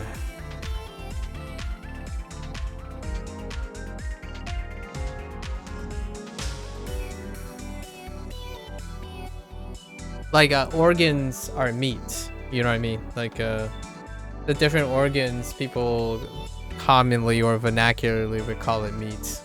Like intestine. Intestine is an organ and a muscle, and what's an organ that isn't a meat? It's the that doesn't have muscle in it. Do we have any other organs that doesn't have muscle in it? I guess that's a great qualification. If meat requires muscle, then the brain would just be disqualified. Yes. So if it requires muscle, I agree with you. If it, I don't know what meat, the qualifications of meat are.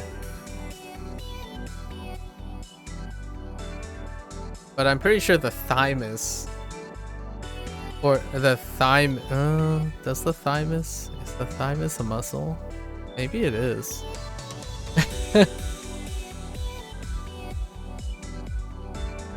Huh. I mean, the eye has muscle.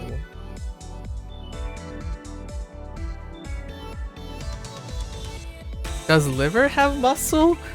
Dude, I am so bad with human anatomy. By the way, in science, I didn't work with humans, so I have like a crappy human anatomy. I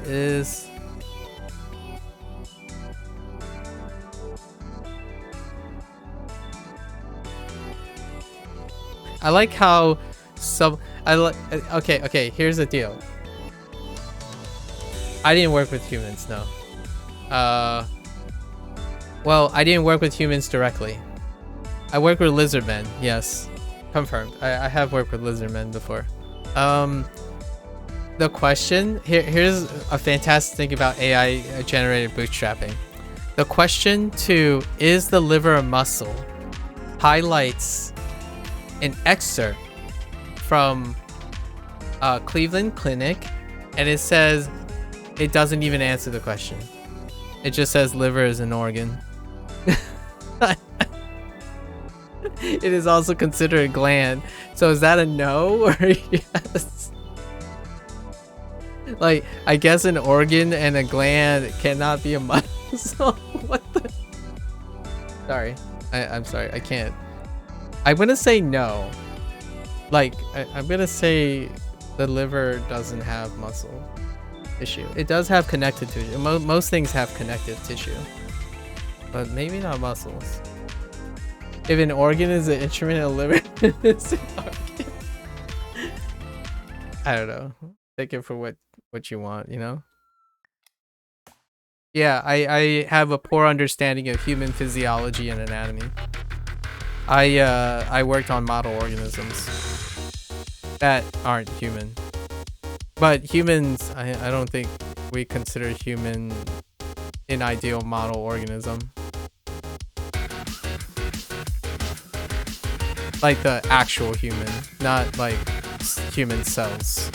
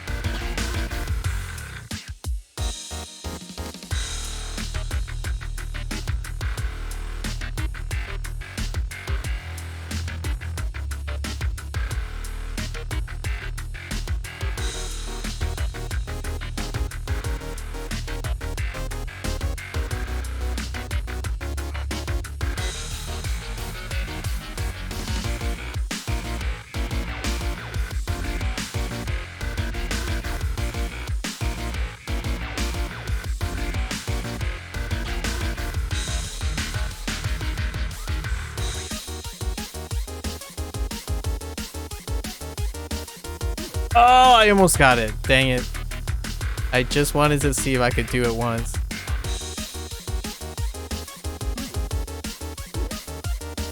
Ugh. I just get dragged down. Like, my hand dexterity slows down.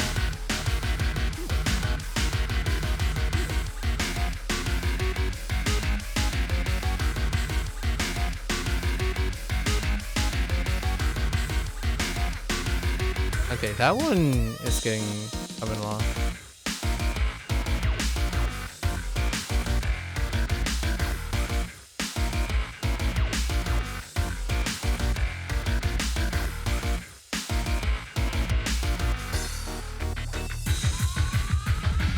I keep forgetting to double tap my pointer finger near the end.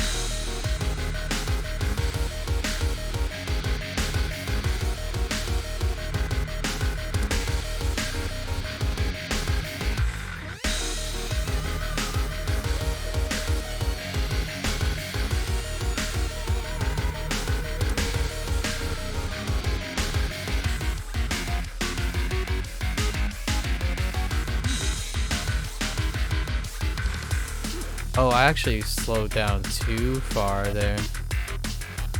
Huh.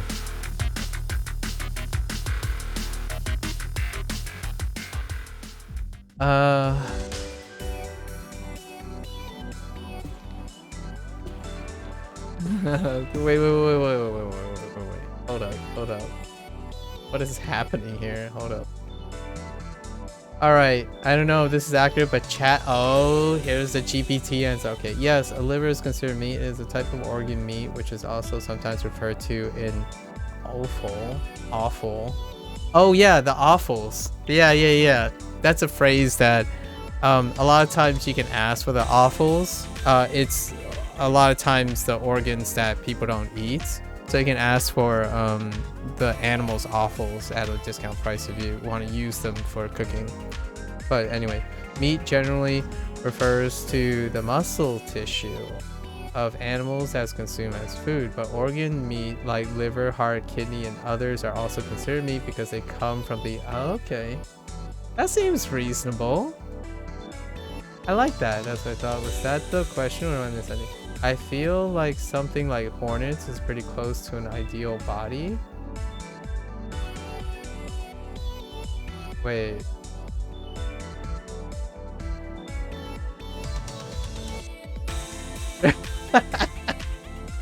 They can afford being jerks to creatures much larger than themselves.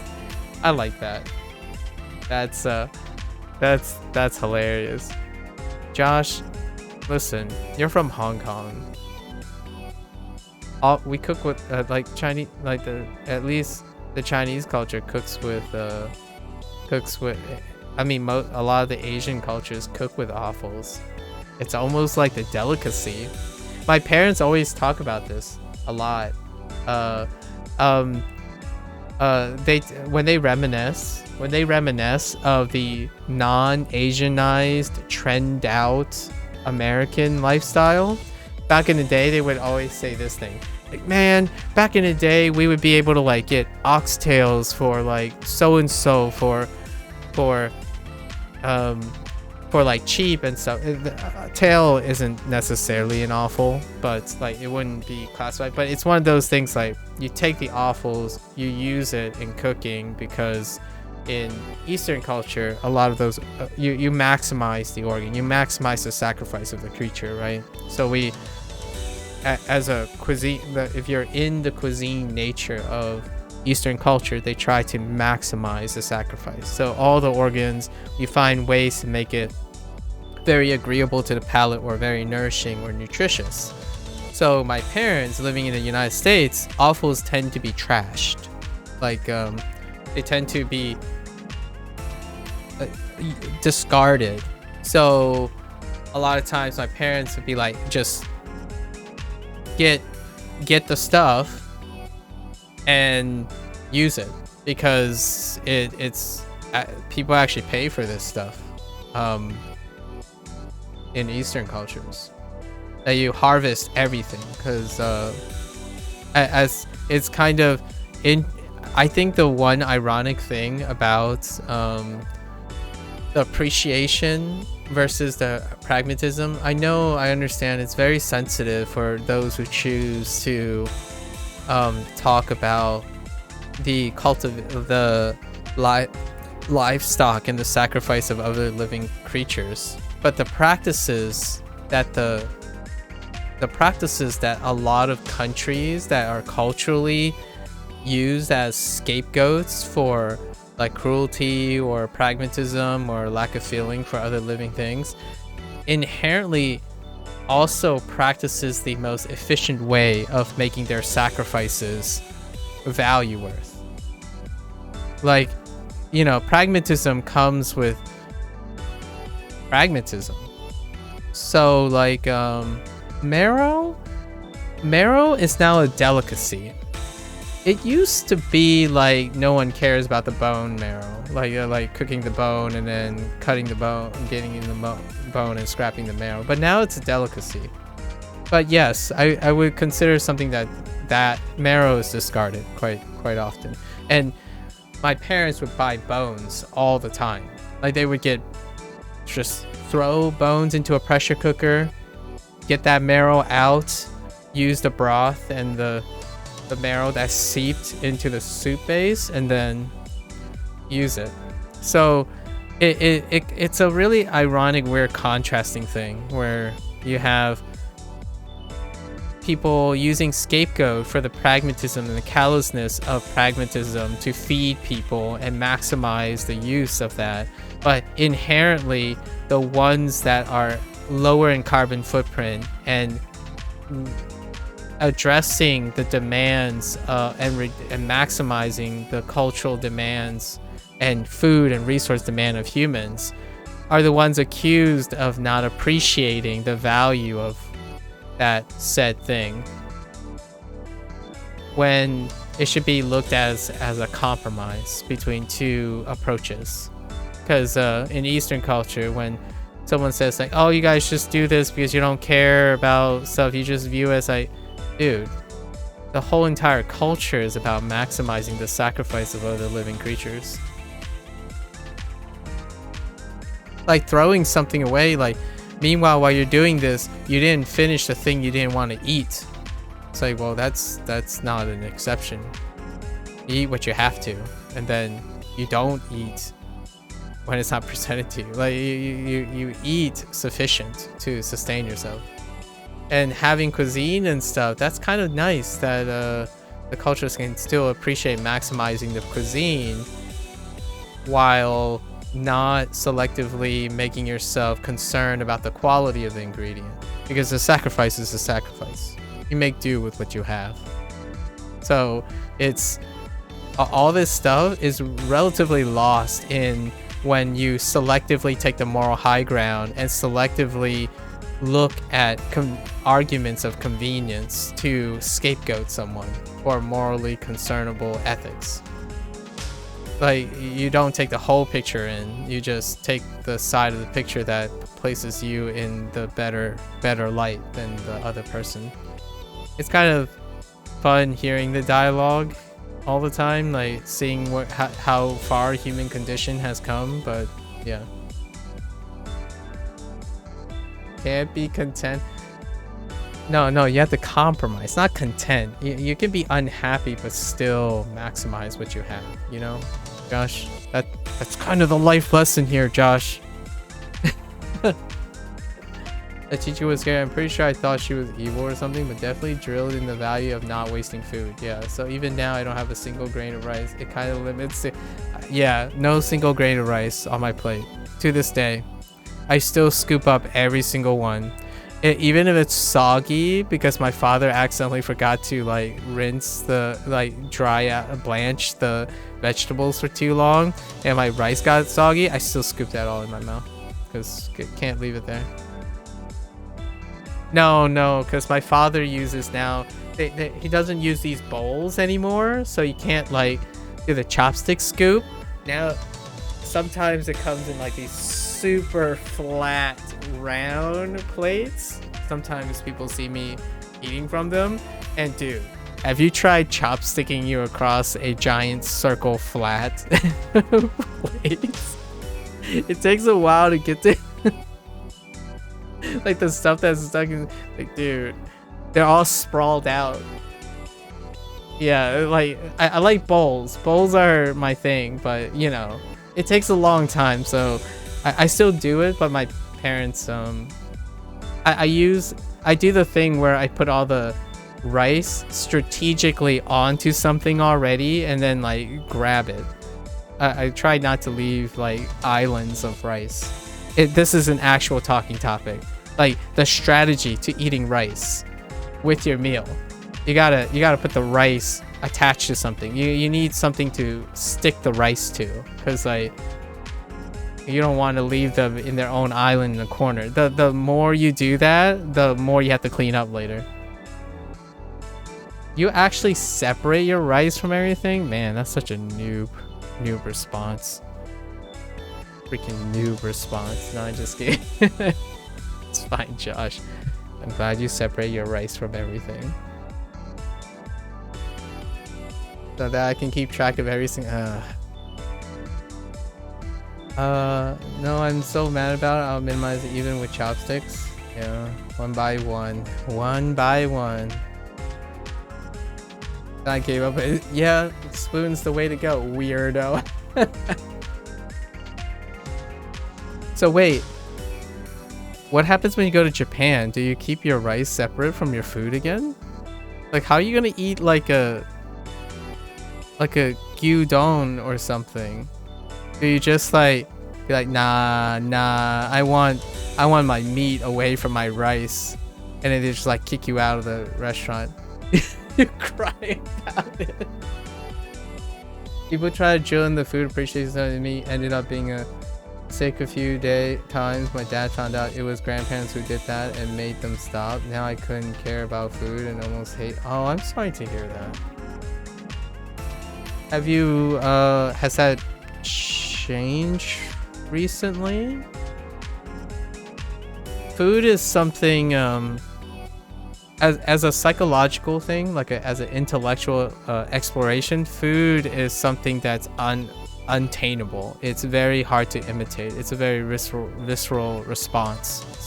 So it can be very rewarding to explore, but it can also be devastating. It just shifts towards indifference. I see.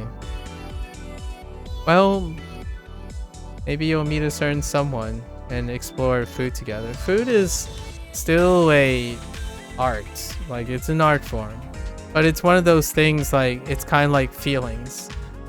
It's a very connecting point. for human experience. It's still not really formalized to the point of like your video games and your music and stuff. Food is still, it's getting up there too, but it can really brighten, and just as it can brighten someone's life, like your circumstance, it can be leaving a extremely, I want to almost say traumatic, but we're not going to go too far. It's one of the most visceral imprints on human behavior. It's called the Garcia effect, by the way. If you're curious, you can check out the historical backings of the Garcia effect. It's one of the things that food aversions to cope tend to lead to indifference, but then close an individual off to exploration, because food can be traumatic. It's a really visceral experience, especially like nausea when associated with something. Someone, for example, this is how powerful it is, right? Someone could eat and live and breathe mac and cheese. I'm not gonna say who. What you call it? If they have an episode, a nausea episode with just one, like 10 years of glorified mac and cheese could go off the roof, like just be blown by one experience. It's an extremely visceral and associated. It's one of the strongest psychological effects. But it can also bring many things too. It can bring comfort. You can feel spring. You can feel summer. You can feel winter. You can feel a loved one's presence. Food is a very visceral, powerful motivator. I work out to eat. And what I mean by that is I'm not working out so I can eat. I work out because the food part is heightened. Like that chug of water after you run is like so heightened. Water is like the magic elixir of life after a run. So it's really heightened. You can utilize food as an exceptional motivator in moderation. And I don't want to belabor this point too often, because food is so powerful, it can become a crutch to individuals. And understanding and being sensitive to individuals who may struggle with moderation, food is a very accessible way of coping as well. So it's a really cathartic thing, and it's maybe it'll be different in the future. I can understand your indifference now. I actually talk to a lot of peeps who have an indifference to food. When I was 20, actually from high school to my early college years, food was just maintenance. If I didn't have to eat, I wouldn't. It's a flesh bag maintenance thing. Like, you're a flesh bag, you need to replenish your energy. Why do we evolve to do that? That was the mentality. Now food is the thing that I use to connect with people all the time, because the vast majority of people are delved into food culture. Being indifferent is statistically really in the minority, to the point where it is very difficult to relate to Eastern culture without an appreciation for food. I mean, there's still, that doesn't stop anime watchers from watching anime people eat, and yet it's not transcribable to their own lifestyles. But the Japanese culture, and like most of the Asian cultures, are heavily in food. I struggle with moderate. Josh. Yeah. So it would be cool, Worm, to hear if you ever like decide to take another chance on finding the finer things about food appreciation. It can it's one of the things, being human is wonderful.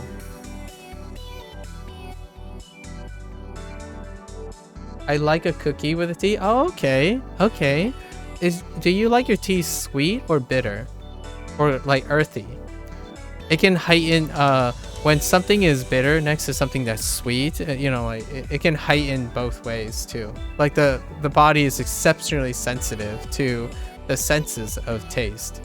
So when you contrast things, it can even heighten that as well. Like having a sweet drink with a tarty, I don't know, cake or something. I didn't think that through, my bad. Having French fries with your milkshake. That was my example, but that doesn't track because it's an Americanized example. French fries and milkshake. That's really ye old American. That's Kekona. So, I don't know if that's a thing where you are, Worm. I don't. That's definitely not a thing where Josh is.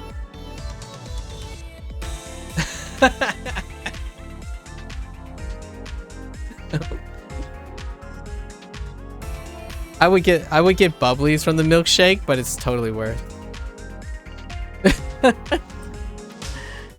I figured it wouldn't track with Josh either, so I didn't use that example. I like to keep sweet and salty separate. No, yeah, but I'm not talking about putting them together. I mean, eat the French fry, then slurp the milkshake. Eat the French fry, then slurp the milkshake. It's kind of like drink the tea, eat your cake. Drink the tea, eat your cake. Yeah, both actually. Yeah, yeah. That's what I mean. Yeah. So that's why something is tea is often paired with something that's sweet, or the reverse. Is it happen like, so example, like and a different example would be like beer and potatoes, like fried potatoes. I tend to finish one. Son, listen, guys, why are all of you guys so statistically abnormal? Why can't you guys just be normies? Josh isn't a normie. He keeps his rice separate from everything. Son just likes eating sand. I'm just kidding, Son. And then Worm is he's trying to stretch out, just trying to trust food again. You guys are so eccentric. I think for the first time in this discussion, I'm the normie in this discussion. That's weird. Huh. I think for the first time, I'm the normie here. Huh. Who would have thought? I didn't think I would say that too often. The grass is still green on this side. Are you sure about that, Josh? Are you sure?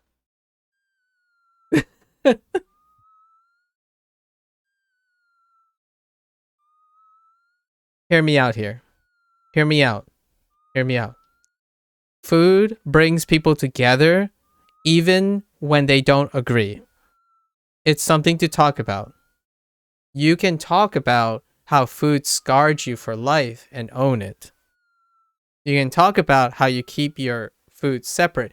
People have opinions about the essential senses and visceral experience. So when you have those experiences, you can talk about those. It's something that's individualized, so you don't have wrong opinions. Shut up, fictitious. You can't have wrong opinions about food technically if they're your opinions. And everyone has an opinion about food. Okay? All right? Just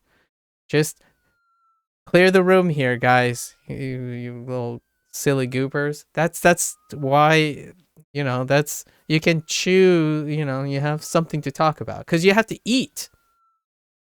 At least I think most of you eat. Which one of you is a robot and don't eat? It's like sleep. We can talk about sleep. We can talk about weather because we're gonna Oh, well, weather might be a little optional actually nowadays. In fact, outdoors might be a little optional too. Breathing. Breathing is something. If you want to break icebreakers, these are icebreakers. Breathing is so hard, dude. Every morning, Josh, every morning, it feels the middle of the run. It just feels like death. But the end, when I had to sprint to the end, knowing my run is almost over, breathing's hard, but it doesn't feel as great as ending in a sprint. So it offsets that.